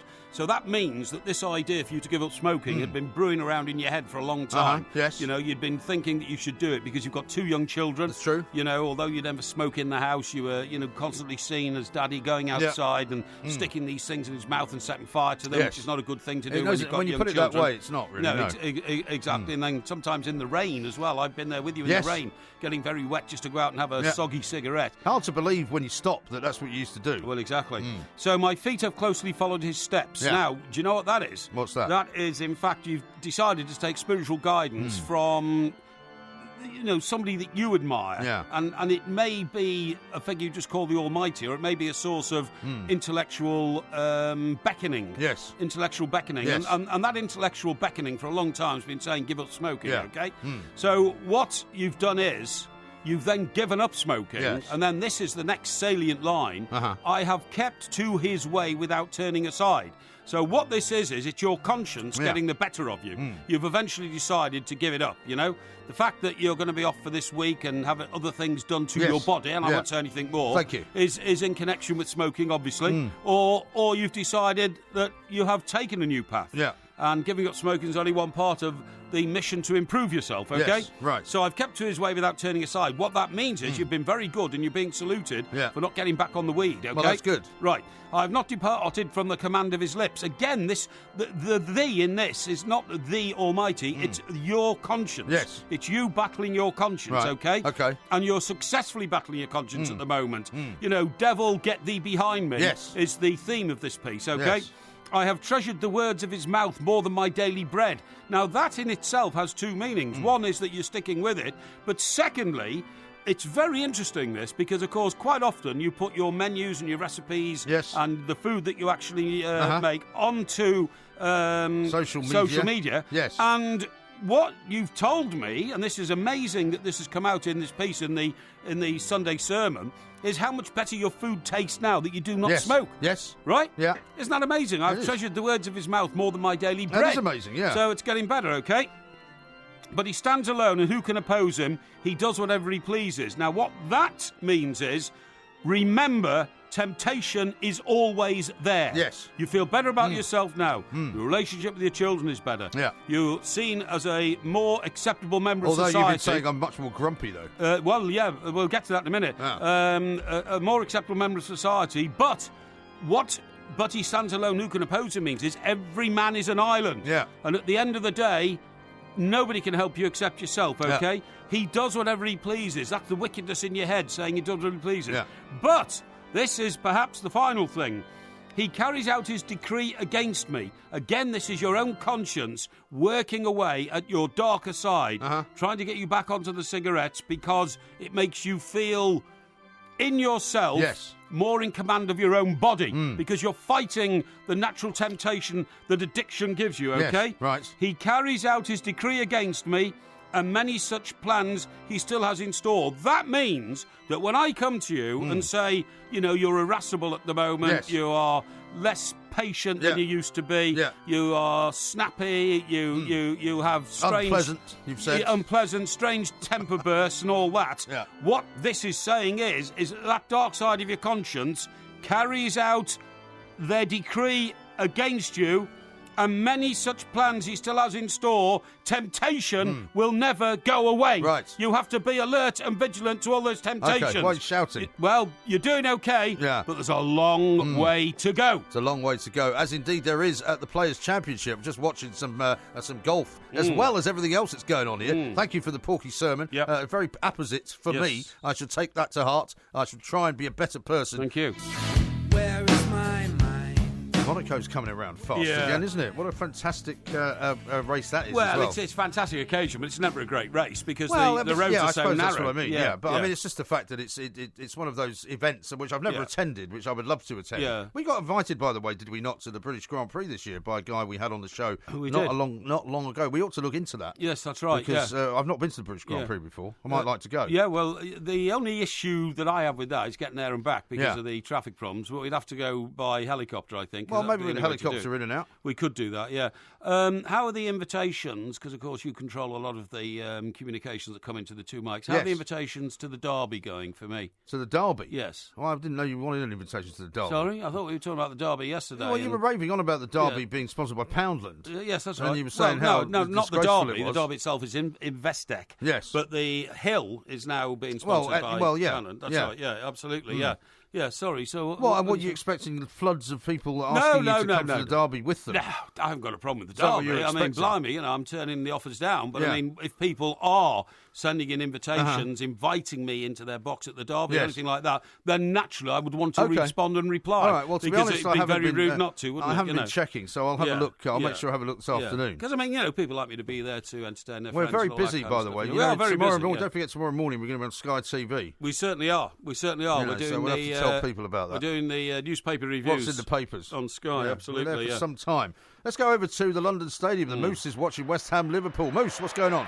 West Ham 0, Liverpool 0. 1-0. Of course, if it stays like this, you know, Arsenal can get back in the top 4 because Liverpool are only 1 point ahead of them. Okay, you're looking at the mathematics of it all, are you? I've been saying this for a while, don't forget, and you were poo-pooing me some weeks ago, and I said, wouldn't it be ironic if Arsene Wenger actually still managed to pull off one of the great sort of miracle acts and escapes of the season and got Liverpool them back into the top 4 again? Are you talking about the score staying as it is now? If it stays as it is now and they get 1 point. Right, Liverpool will have 71 points and 1 game to play. Yes. Arsenal will have 69 with 2 to play. That's right, yeah, absolutely. So they could jump over them in the next game. Yeah, they could, or they couldn't, if you see what I mean. Well, yes, but what I'm saying is they're playing Sunderland next, aren't they? Yes, they are, yeah. Manchester United, by the way, they've got 3 games in hand. Of course, one of them will be played at 4:30 this afternoon. Yes. But, it's all very Spurs. interesting. It's getting very exciting. Yeah. So people say, it's all over and done with before the last game of the season. It's not, actually. Yeah. Let's go, though, to Mr. Tony Vincenzo. It's a big game. Your second team, or your favourite second team, Tranmere Rovers, are playing against Forest Green Rovers.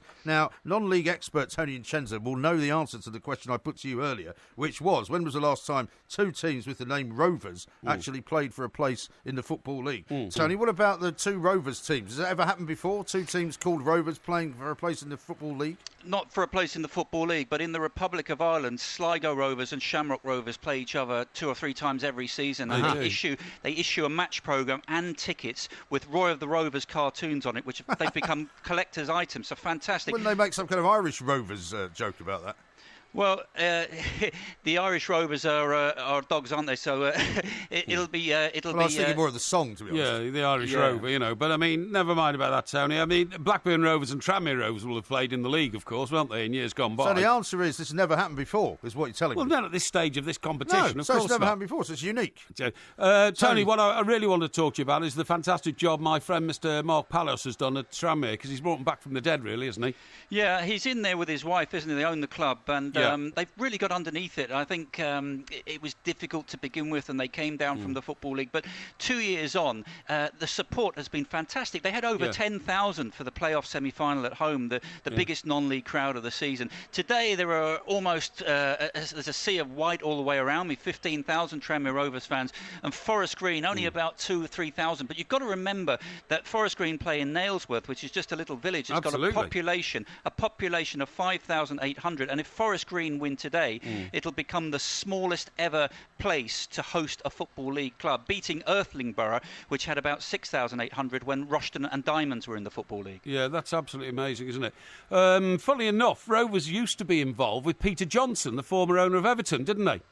Yeah, there's a lot of links. I mean, Tranmere Rovers, you can remember back, they played at Wembley against Leicester in the League Cup final, only in the year 2000. And you had great players at the club like John Aldridge and Pat Nevin and so on. They had some great times at Tranmere. It's a real... We're going to interrupt you, Tony. There's been a goal at West Ham, and I think Liverpool fans are going to be pleased. Moose. 35 minutes gone. It's West Ham 0, Liverpool 1. Thanks very much indeed. That was some pass, wasn't it, to Sturridge? It certainly was. And Sturridge, who has had not one of the greatest seasons of his career. Well, it's been up and down on and off the pitch, hasn't it?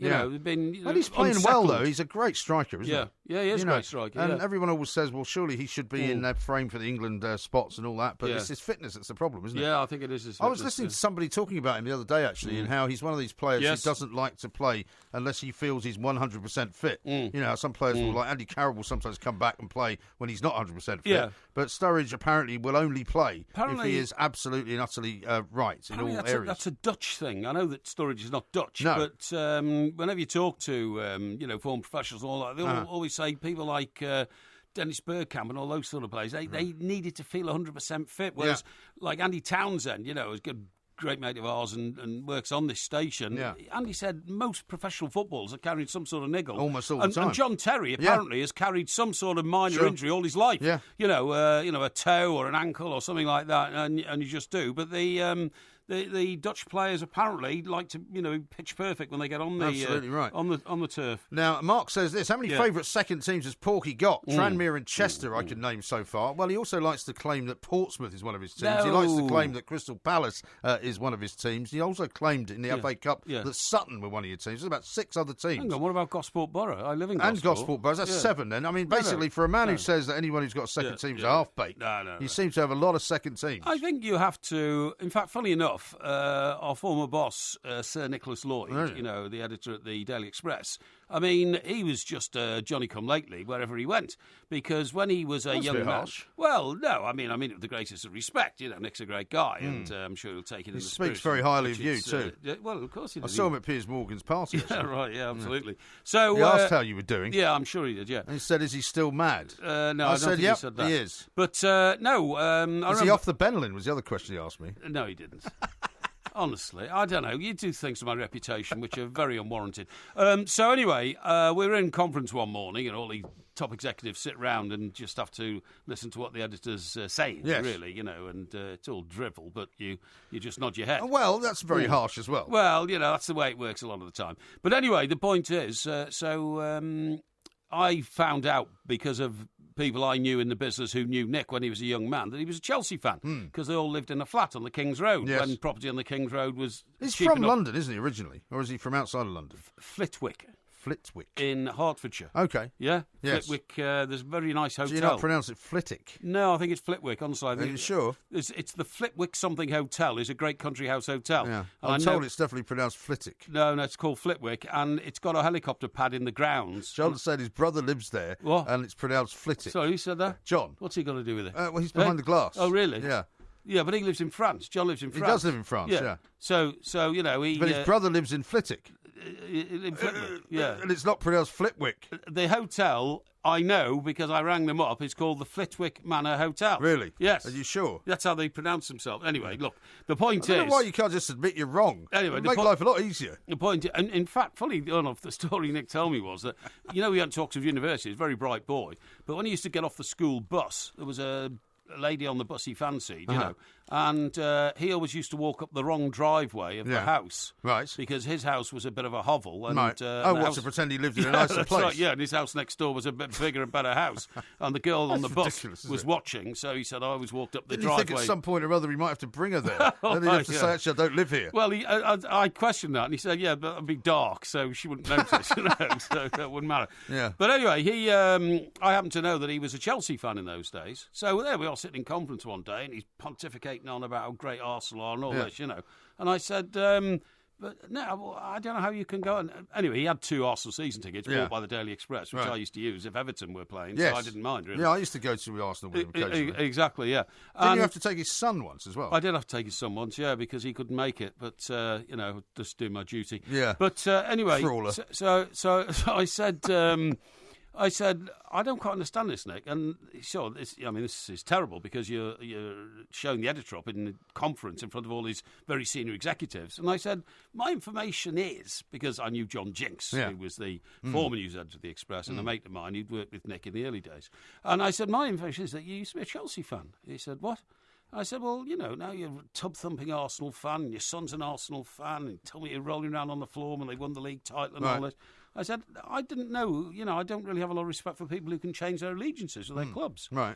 And he stony-faced look, and he said, because he lived on Belsize Park. He did, yeah. Which was fairly local for an Arsenal fan, I suppose. Well, that's exactly what he said. He said, well, I'll just let you know that, my view has always been you support your local team. Oh, yeah. So I then said what I thought was very, very funny, and the rest of the room did. I said, oh, OK. I said, so how are Camden Town getting on these days then? And the room erupted. Was not a good thing to do career-wise. No, it wasn't long after that I wasn't news editor anymore. Yeah, well, you see, you've always been hopeless at meandering your way through the political machinations of management. I'm afraid so. And also you know what the second insult was not only were you making out that he was a half-baked for supporting a team. Because he lived near there. Yes. But also Camden Town is a bit of a rat hole. Yeah. And he didn't live in Camden Town, he lived in Belsize Park. Well, yeah, but which to him would have been a big thing. No, but Belsize Park is very close to Camden Town. It is. Not? Yeah. But what I'm saying is Camden Town he would not want to be associated with. Well, I don't know. It's become very trendy in the last few years. It's trendy, but it's still horrible. It's still pretty horrible. It was Amy Winehouse territory and all that sort of thing, wasn't it? And we played a big show there at Dingwalls, of course. We did, actually, at Dingwalls. Which was very successful. Which is very trendy, indeed. Yeah. Indeed. Yeah. Now, we've got lots put more Camden coming on the map. Well, we didn't put Camden on the map. It's my manor, of course, because that's where I'm from. Exactly. And I was born just up the road in Hampstead. But we've got lots and lots more to do. We're going to be talking to Danny Kelly, who's going to be up at Hart Lane, of course, for us, because he's a massive Tottenham fan. He's going to be telling us what the atmosphere is like. It must be pretty amazing up there, actually. And if you are a Tottenham fan and you're wandering about and you're picking up souvenirs and all the rest of it, you should give us a call as well and share the day with all the TalkSport listeners. 08717 223344. And I wonder, I mean, Arsenal fans, I suppose, will be looking forward to watching Spurs play at Wembley in their North London derby next season, won't they? What do you mean? Well, I mean, they won't have to go to Hart Lane, because if you're an Arsenal fan, that's like going to the enemy enemy quarters, isn't it? Going behind enemy lines. Yeah, but you all do it, don't you? You know, Everton fans have to go to Anfield and Rangers fans have to go to Celtic That's what I'm Park. saying is that they'll much prefer going to what they will see as a neutral territory. But I very much see it as Tottenham having a disadvantage in that one. Yes. Yeah. Here's one from John, who's an Everton fan. He says it's pronounced Flitwick and it's in Bedfordshire, not Hertfordshire. Oh, yeah, that's right, it is. And John is, in fact, from Flitwick. Oh, right, OK, John, thank you very much indeed. But I'm close. Yeah. This is TalkSport. We are the Two Mics. Don't forget, as we were saying earlier, you can go to the2mics.co.uk and get yourself details of the New York show that we're doing come September. You can stream it live if you can't get there in person. I've got a great tweet here from Jeff, who says, or Joe rather, I think Mike Parry and Darren Gough are competing to see who can have the most second teams. Oh, really? Yeah. Well, I don't have a second team, to be honest. I mean, look, it's quite simple. I've been an Evertonian all my life, as my father was, as my grandfather was, so it wasn't even an option, and thank God it wasn't. But I was brought up in Chester, and when you're little, you can't get over to Goodison Park unless your dad takes you, and he couldn't take me every week, so I used to go and watch Chester. Well, Blaze makes this point. He says, I've got no respect for people who don't support their local team, says Porky, who went from Chester FC to Everton via Tranmere Rovers. No, I didn't go via Tranmere Rovers. The point is that sometimes we did go to Prenton Park, because my dad, for nostalgic reasons, and my mum, who both come from Birkenhead, would go over there, and my mum would go and see some old friends, and my dad and I would go to Prenton Park and usually watch Tranmere play Chester, when actually we'd be supporting Chester. Well, I'd be supporting Chester. A local derby, then? Oh, yeah, very much so. Yeah. It's only up the world, yeah. Pete says this, I've come to the conclusion that Porky's an explosion of anger, misinformation and denial. Damn good radio. Yeah, well, I'm sorry. I mean, there's a lot of mixed emotions there, and I'm very clear-headed. Don't worry about it, OK? I'm very, very happy that you're so clear-headed. Yes. How about this from Derek in Pencoed? It says, Mike, I got a message from Porky. There was no soccer club with that name. However, Nottingham Forest's name originally derives from the Sherwood Foresters Army Regiment. Oh, well, I say I knew there was a connection there. So the Army Regiment is relevant then. Yeah, well, I want to thank Derek, because, of course, Derek is a bog cleaner, but a bog cleaner at a very, very high level. Very high level, yes. That's right. Yeah, in fact, did he not say that Tower block in Cardiff. Did he not say that he's actually been promoted as well? He has been promoted. Yeah, he's cleaning other things now. I think that's right. I think he's an administrator now. I don't think he actually gets the bog brush out anymore. No, I don't think he does. No. But it's very kind of you to think a very successful man. Yes, you know what I mean. Exactly right. Now we were talking about managers earlier in this show. Yes. What about Slaven Bilic? We haven't come to him yet because, of course, if West Ham lose this game at home, he'll have lost quite a few games at home. The fans seem quite happy with Slaven Bilic. Yes. The more realistic of the West Ham fans that we speak to. Yeah. So, I mean, would you expect him to be replaced in the summer? I think the argument about whether he'll stay or not's gone away. I've got the feeling, talking to people who immerse themselves in football, and more particularly West Ham fans. Sure. I think that's gone away. I don't think there's a question mark over Slaven Bilic's future now. Yeah. And I think the question you have to ask is, because West Ham have not had a great season, then who could do a better job for them than Slaven Bilic? And if you are Messrs Gold and Sullivan, I mean, you'd have to say, well, we've stayed in the Premier League, which is obviously point number one. Yep. Second point, we've moved to a new stadium and had some successes, which was always some difficulties. Of course. So the next year, really, what you want to do is build on that, presumably. Yes. Make the stadium a better place for people to go and watch football. Yeah. Improve on the things that you could improve and keep the manager. Yeah, I totally agree. Don't you think? I do agree, and everybody agreed that Slaven Bilic was a very good manager. You've got to remember that the season before this one, he had some astonishing results. Yeah. In the early part of that season, that's last season, he was going away to places like Arsenal and pulling off great results. And they were playing really good football yes, as well. That's right, yeah. And then, of course, what was the name of the guy who went back to France? Was that Kante?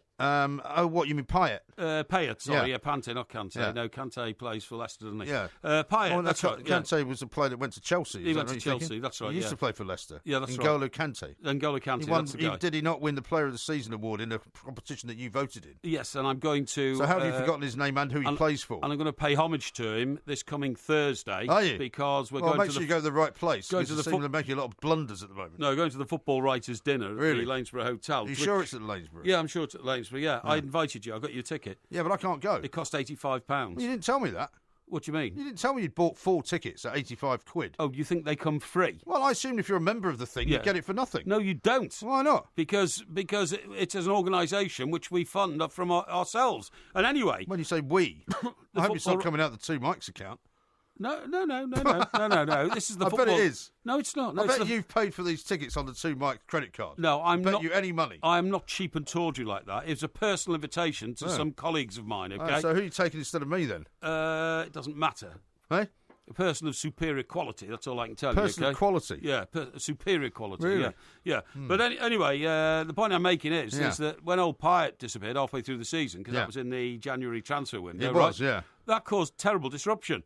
And it caused disruption in the relationship between the fans and the manager. I think in the relationship between the manager and the boardroom. Well, certainly the players as well, you'd have to say. And with the players. Yeah. But I don't think Slaven Bilic was helped very much by the fact that the board had made it absolutely clear that boy was not for sale and he wasn't going anywhere. Right. But then he got sold, which is football politics. Sure. You know, I mean, when Everton 2 seasons ago told everybody John Stones is not for sale, the suspicion in the back of the head was always that, well, they'll make him an offer they can't refuse in the end. Right. But they doggedly stuck to it and he didn't go. But that happens so rarely. I suppose as well, if you are a football club and you are, say, for example, the board, it's much more advert. You can't very well come out and say he is for sale because as soon as you do that, the price falls. Well, so you have to say he's not for sale, so the price goes up, don't you? Isn't that the way it works? It works that way indeed, but the other reason why you can't hang on to a player if the other people are courting him is that the player's head's gone. Yeah. If he doesn't want to play for you anymore, it's not going to be much use to you, is it? No, so and that was certainly the case with Pyatt. Yeah, of course it was. He made it But absolutely Pyatt is another one of those players who had this incredible season because one of the reasons Bilic's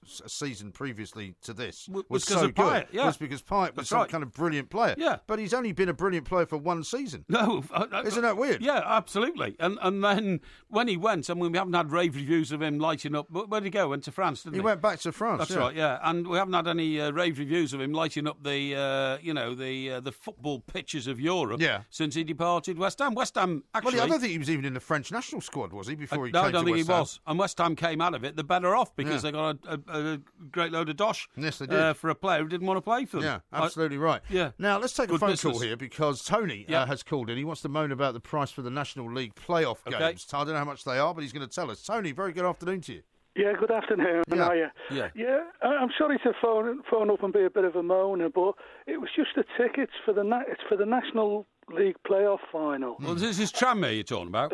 Tranmere, yeah. Who, to be honest with you, I've supported all my life. Well, since Ron Yates used to be player manager years ago. Yeah. But the thing is, I haven't gone today because by the time. We're doing tickets for £35, but they had add-ons. For instance, they were charging you to pick the tickets up from Wembley. I can't remember offhand, but I think it was like £2.50 or £3 just to pick up your ticket. Yeah. So that made it nearly 40. And do you know who gets that fee, Tony? Who was collecting that on the ticket office, behalf? I think. Oh, well, presumably it was Wembley Stadium sort of thing, you know. That's only the price of a pint, isn't it, Tony? You know, £3. Well, the thing is, I've been following Tranmere for many years, and the main reason I follow them is to escape all that big money thing. Yes. I mean, when I was a youngster, I used to go and see Liverpool and the big clubs. Hang on 1 second, Tony, because I've got some bad news for you. There's been a goal in that game, and it's not Tranmere. Let's go over to Tony Incenzo. Tony. Yes, Forest Green Rovers 1, Tranmere Rovers 0. Kane Woolery, the scorer after 11 minutes. A speculative solo effort, really struck it from 25 yards left-footed, but it blasted into the bottom left-hand corner. And Woolery on loan from Wigan with his 3rd goal of the season. He scored the winner for Forest Green at Tranmere in the league. He's done it again this afternoon. It's Forest Green 1, it's Tranmere 0. Thank you. Tony wasn't sure there about the Tranmere score for a second. Tony, so maybe just as well you didn't go. Yeah. Well, it looks that way, but I think we're just getting them overconfident. There's plenty of time yet, isn't there? Yeah, there certainly is. There certainly is. We want Tranmere back in the Football League, Tony. Well, the thing is, they're the biggest club in that National League. I mean, I went to see them. I live in the London area sort of thing now. Yeah. And I went to see him at Boreham Wood, and Tranmere had as more fans as the away team than what Boreham Wood did as the home team. Yes. So they are sort of like a big club for that league. Did any fans turn up from the Wirral for that Boreham Wood game?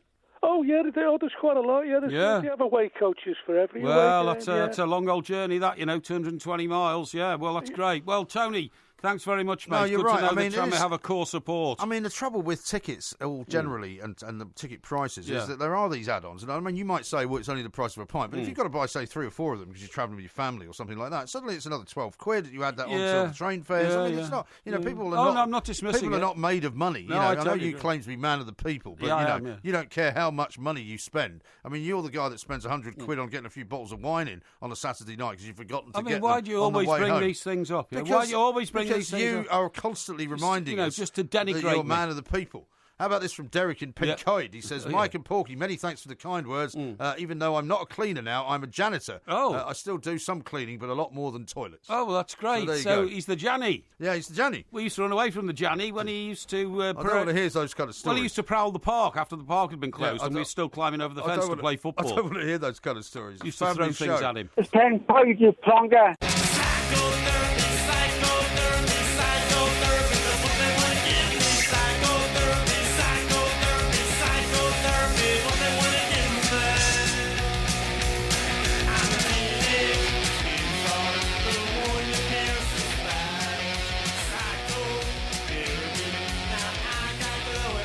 This is Talk Sport. We are the two mics. It's getting very, very exciting. They're just coming out for the second half down at the London Stadium, but of course a bit further north at a place where West Ham fans don't like to talk about. White Hart Lane is having its last home game ever because they're moving, of course, to the new stadium just around the corner.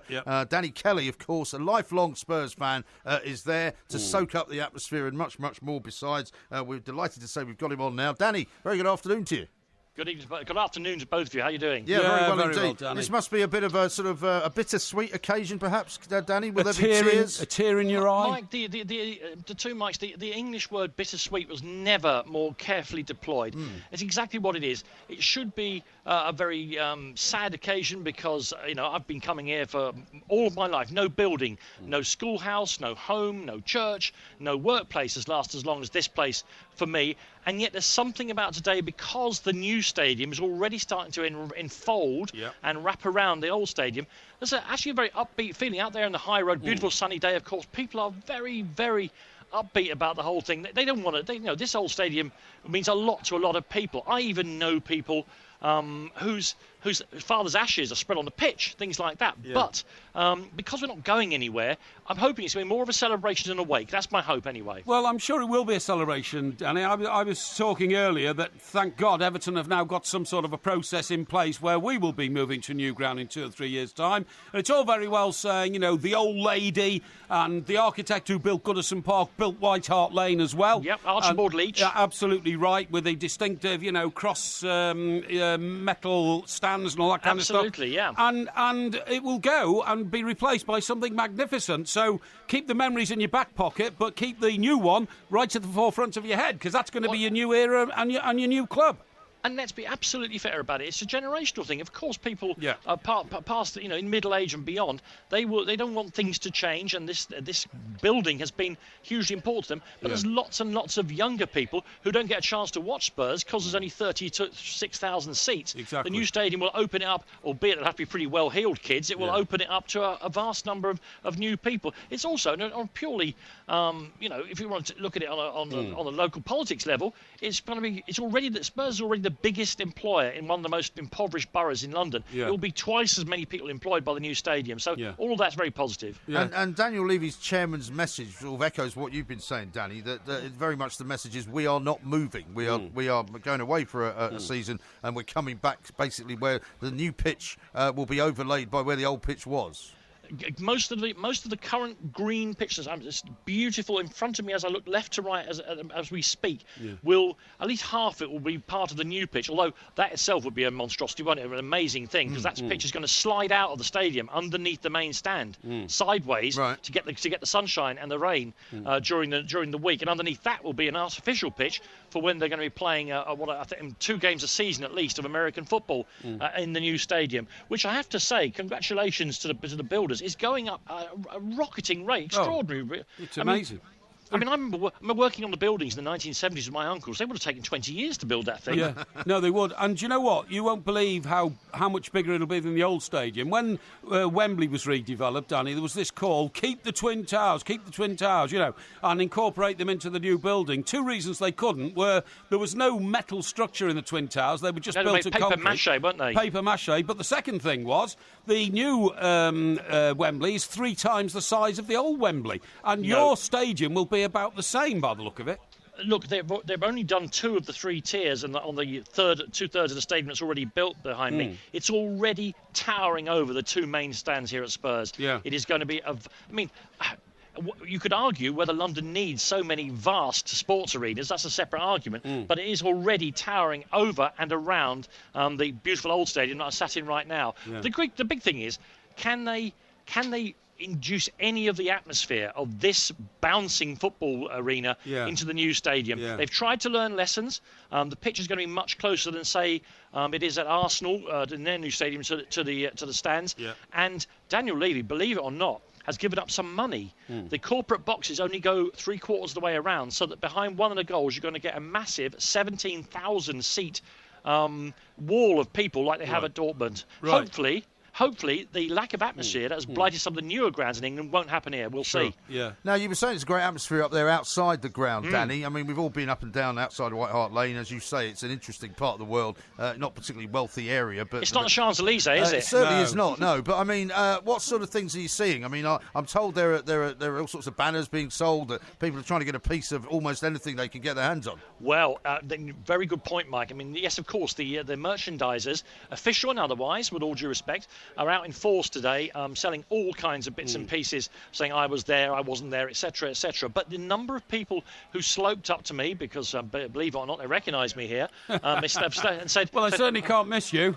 No, that's for sure. They sloped up to me and said, "You're going to nick anything today?" And but actually, modern football stadiums are very, very concretey, aren't they? It might be quite hard to take anything away. Lots of people I spoke to were planning to come back here in the next 2 weeks while they actually demolish the building and sort of borrow or cajole the builders into giving them chunks of it, you know. One bloke I met was planning to get enough bricks to build a barbecue, a White Hart Lane barbecue in his garden. Danny, one of the things that I think I've read are on offer is your seat, if you've got a season ticket holder and all that. I think you can buy it for 25 quid or something like that. Now, if only modern football was like that, Mike, you can buy it for 50 quid. Is it 50 quid? OK, well, there you go. Well, look, That's cheaper than that chair you had upholstered the other week. It certainly is much cheaper. But you know, I've thought about this. I've thought, when Goodison goes down, will I buy my seat? But as a guy explained to me, he bought about 5,000 seats from the old Wembley. He thought that, he'd make his last fortune out of these seats. The problem is,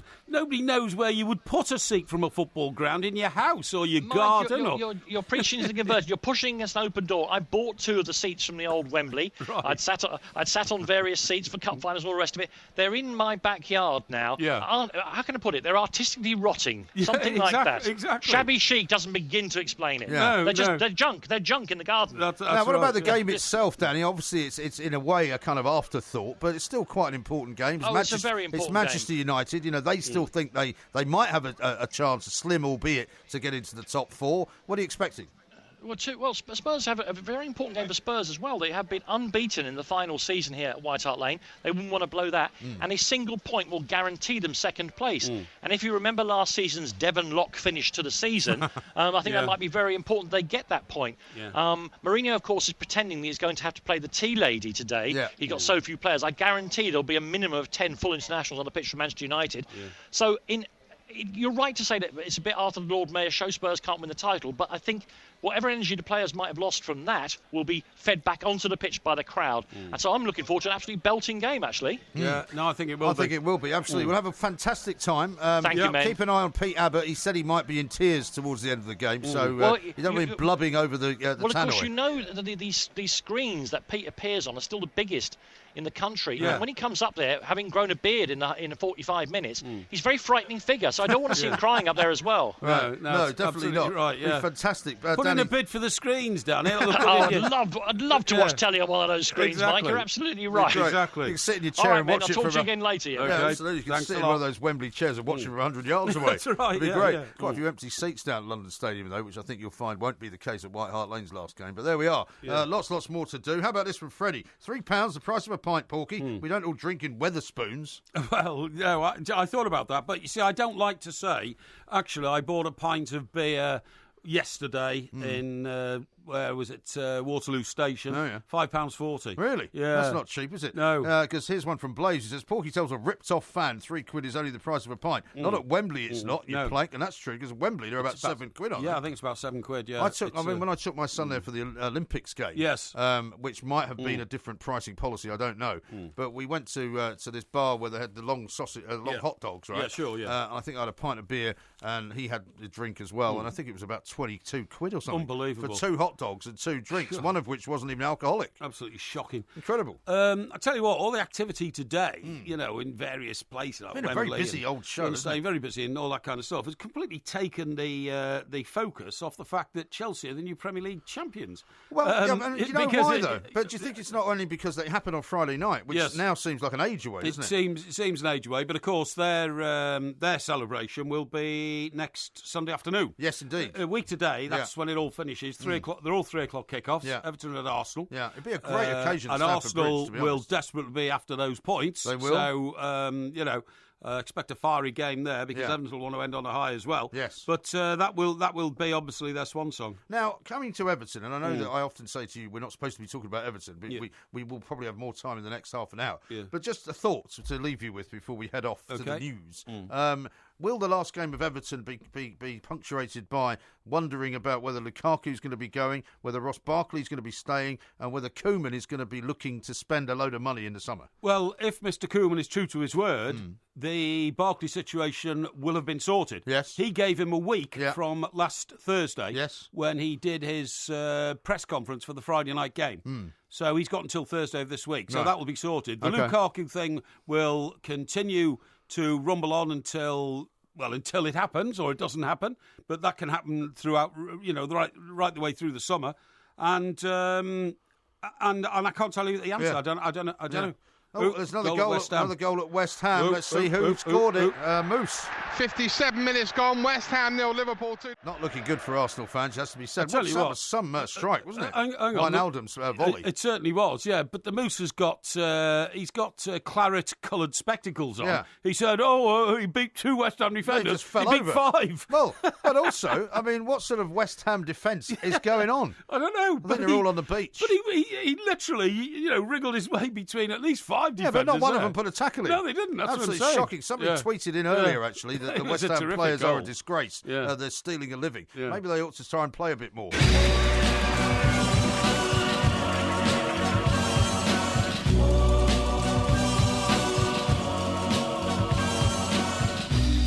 That boy needs therapy. Psychosomatic. That boy needs therapy.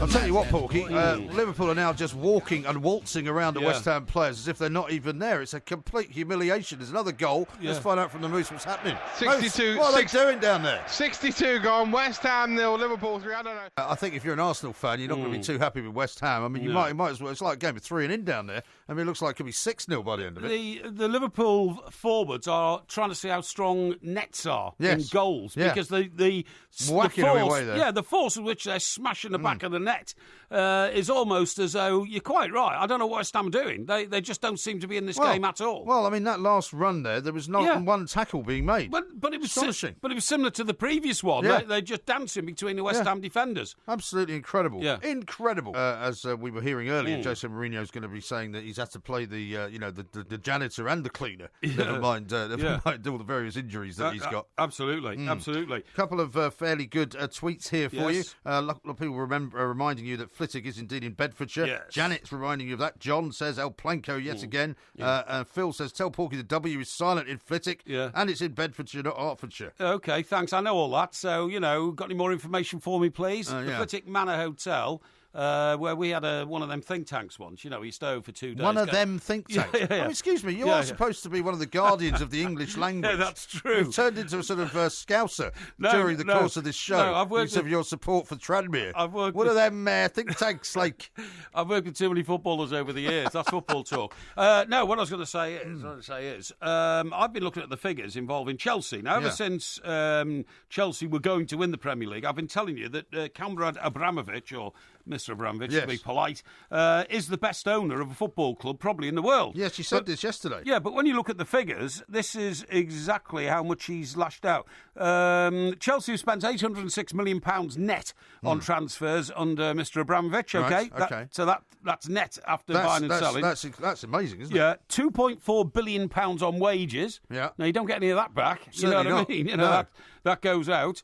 But how about this figure here? But they've also spent, because I said to you, he's fearless in sacking managers. Yeah. They've also spent £71 million in compensation to sack managers. Do you remember I mentioned this yesterday? Because they gave a bucket load of money to Jose Mourinho and, of course, to Andre Villas-Boas, who was perhaps one of the only ones that you pointed out yesterday didn't really work. Yeah. But not most. I mean, most clubs couldn't. I mean, lots of them pay the big wages. Lots of them will have spent money on transfers, but very few can afford to spend 70 million odd on just getting rid of managers. Unbelievable. I mean, the figures get even more astonishing. Chelsea's parent company is called Fordstam. Okay. And I mean, I don't know how they structure it business-wise. But basically, it's all Mr. Abramovich's money. Yeah. Because Fordstam owes Mr. Abramovich £1.053 billion in loans, according to the latest accounts. Yes. In the Abramovich era, United have spent, this is Manchester United, just to compare the figures, spent less on transfers, £486 million net, and less on wages, £2.1 billion. And the reason that somebody's put this piece together is to say that since Mr. Abramovich got there, with Chelsea now winning the Premier League and possibly the FA Cup as well before the end of the season, they've now overtaken the number of trophies won by the clubs in that era. Right. So since Mr. Abramovich arrived till now, because United have had 3 fallow seasons, Chelsea have overtaken them in number of trophies. Oh, OK. Although you say fallow seasons, I mean, when Hal won the FA Cup, didn't he? He did, but it's one. But it's one trophy. It's not as if they haven't won anything. Sure. Well, just to counter that, and I know you gave these figures out earlier as well, but I've got a tweet here about Tony Adams' record at Granada. 6 games, 6 defeats, 2 goals scored, 15 goals conceded. I know. Unbelievable, isn't it? It is incredible, isn't it? It really is. Just to compare again to the two clubs, so that debt of £1.053 billion is owed to Mr. Abramovich, that he's lent to the club, through whatever way they do it business-wise. But it says Mr. Abramovich has put the £1.053 billion into Chelsea, owed that much in loans. By contrast, the Glazer family, who own Manchester United, have actually taken £1.073 billion out of Manchester United in a combination of interest payments to service loans, which they took out for the leveraged takeover, plus share sales and dividends paid to their own family. Right. That is interesting. But, I mean, a lot of the business arranged that way, though, when, individuals loan money to companies is and I don't wish to... there's nothing wrong with it being done. Of course it's not. But it's an accountancy procedure sometimes, isn't it? Well, I think... Where individuals of a lot of wealth will make loans. I think you've also got to get around the laws in football about, the percentages the financial fair play, the percentages between income and expenditure and all that kind of stuff, Yeah. It's going to be very exciting. It is astonishing. Now, it's an interesting text that I've got from Jenny, who's in a place called Mitcham in Surrey, which she says is a posh area. Yes, absolutely. Is it? Oh, absolutely. She says this to the two mics. I would rather not view you on the news review on Sky. Keep your good looks in my imagination. Sorry, what's that? Oh, you mean tomorrow? Yeah. Oh, well, why not? Why not? I mean, listen, it's a great show. Sarah Jane Mee. Jackie Beltrao sadly won't be there, will she? Now, that's a shame, isn't it? Sarah Jane Mee's going to be there. You didn't upset her last time we were there, did you? Of course I didn't upset her, but Jackie, who we love to work with, terrific lady, she's looking after her lad because it's the start of his exams. Right. She's doing the good mum stuff. You and I are not the same.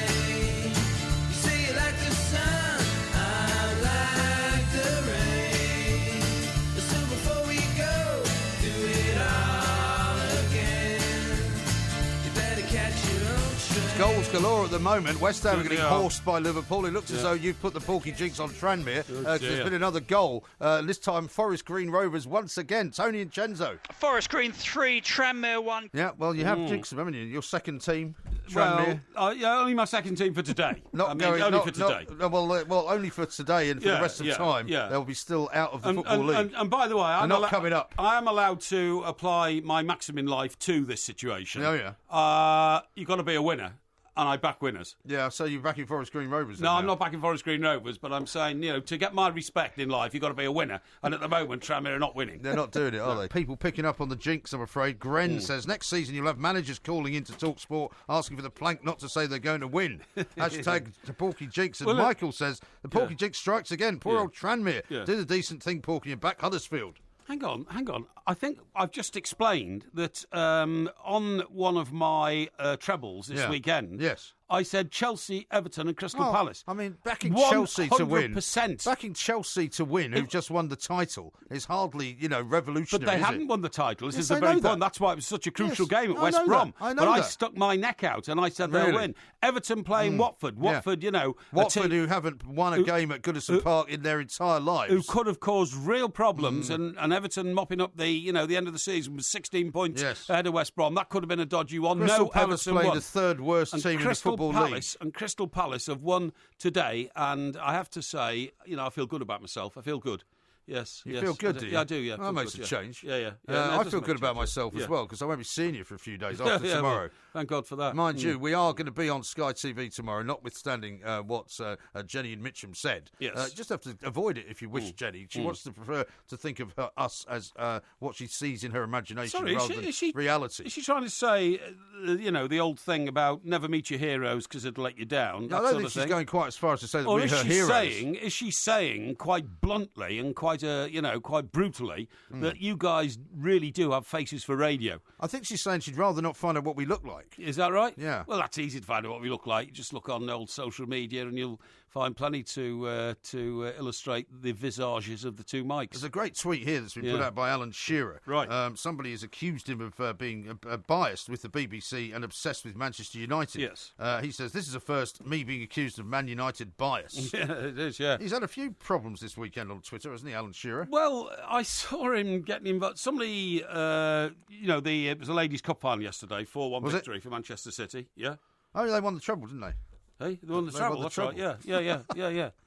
I wish you'd known that yesterday. What are you sniggering about? Because they won the treble. Yeah. Because you're looking at me as if I'm supposed to know all this. No, don't worry. And somebody. It was live on BBC, Yeah, I know it was live on the BBC. Yeah. And some dinosaur, some dinosauric individual put out, waste of time women's football is, and. Tried to, for some unknown reason, drag Alan Shearer into it. Because he's, he has goal-scoring records, of course. Yeah. And Alan Shearer responded, in the way that you would expect him to respond, saying women's football is growing rapidly, it's great, and there's lots of good people working in it, including, I think, his own daughter. Is that right? I think she works in a media organisation. Well, there's an awful lot of people doing an awful lot of good things for women's football, you'd have to say. Oh, yeah. I just wish they'd promote it a bit more. Because it's not always the sort of thing that many football fans tune into, if you know what I mean. Many of them won't watch it. The problem they are in at the moment is trying to make it commercially work. Yeah. And so you'll find that the best women's clubs are going to be at the most successful men's clubs, so to speak. Because, I suppose so, yeah. If you've got they've got the facilities Well, as well. You've got a club like Manchester City, which generates huge revenues, then they're able to, properly you wouldn't say put Birmingham, out a women's team. Well, you wouldn't say Birmingham, who are the other finalists, are in any way endowed with great riches. No, you wouldn't, but they lost 4-1 to Manchester City, which probably shows that those who've got the better resources are going to have the better teams. But they got the final, didn't they? Yeah, of course they got the final. So that was good. Yeah, now, the other thing I haven't been able to talk to you about, because he's been so busy, is Ian Poulter, who you jinxed some time ago. Seems to be on the comeback trail. He certainly does. He's at the Players' Championship. He's only 3 shots, or was 3 shots off the lead at the start of play today. He actually lost his card for the tour, didn't he? But then appealed, got it back. Yeah. And now, as you quite rightly say, he's climbed up the old leaderboard in the, do we call it the 5th I suppose the 5th major, you could call it that, the Players' Championship. The Players' Championship, or is it the other one, the BMW that's sometimes called that as well, isn't it? I would say this is bigger, because the BMW one at Wentworth is a big tournament, but it's European. It is, unfortunately, as much as you may not want to admit it, the American PGA system is a lot bigger and a lot more attractive, and there's a lot more money involved. You know what I mean? Absolutely, I totally agree with you. But we'll wish him luck for later on in the day. Yes, we will. Because the final round is underway. Lee Westwood's playing all right as well. Yeah. But we shall see. Yeah. Tied for first, I think, are Kyle Stanley and J.B. Holmes. Yes, that's right. One clear of Louis Oosthuizen. Yeah. So it's all happening. We should have perhaps mentioned, because obviously the Sunday newspaper is very relevant in our life, that they claim on the back of the Sunday Express claim on the back of their newspaper that Arsene Wenger is staying. They bill it as an exclusive. The Sunday Express? Yes. Who's written that? A chap called Neil Fissler, who I have to admit, Neil Fissler? Fissler, F-I-S-S-L-E-R. Oh, yeah. Who I've seen his name before, I think. Yeah, I have. I don't know Neil personally, but I would never doubt... So you can't vouch for him in your normal way? Well... One of the top writers in Fleet Street. Well, I've worked with most of the top writers in Fleet Street at some stage or another, but I haven't worked with Neil. But, I mean, I'm not doubting that. Really? His stories, it's quite... Actually... How's it sourced? Well, it's one of these dodgy ones, Mike, because the headline says, I'm staying, exclusive by Neil Fissler. But then the first two paragraphs say... Arsene Wenger is already compiling his shopping list for next season with 55 million earmarked for Riyad Mahrez and defender Ben Gibson, indicating that the Arsenal boss is going nowhere. Wenger's plans for a massive spending spree would suggest. So there's a bit of might be, maybe, could be there with a headline which says, I'm staying. Well, I mean, the problem is you'll never know, will you, until actually the time comes. I don't think he wants to walk away. I think he would like to stay. But if Arsenal are going to play in the Europa League next season, that could be enough to shame him into walking away. What do you think of that? I think that's quite a good point. I think asking him to drop down professionally from the Champions League after 16 consecutive seasons could be a breaking point. That could be the breaking point. And after what's been happening down at London Stadium, Liverpool look as if they've cemented their place in the top four. So if Arsenal are not going to make that, I wonder whether it will be an opportunity for him to hurl himself through the trapdoor, which is redundancy. You don't hurl yourself through trapdoors, you fall into the trapdoor. You can hurl yourself through anything. No, you can't. Well, you can't hurl yourself through a trapdoor. Why not? You stand on the trap and the trap is released and bang, you go down. Incorrect. Have you ever seen anybody go through a trapdoor head first? I've seen you emerge from a trapdoor on stage in Newcastle. Yes. Right? But I didn't hurl myself into the trapdoor. I did consider throwing you back down it. No, but, I mean, you could have hurled yourself down it by sort of diving. No, nobody's ever hurled themselves through a trapdoor. But trapdoors are synonymous with people getting a rope around their neck and being hanged, and you drop down through a trapdoor, I'm afraid. Methods of execution. Well, that's what it's all about, in the middle of the daytime here on Talk Sport. We are the two Mikes.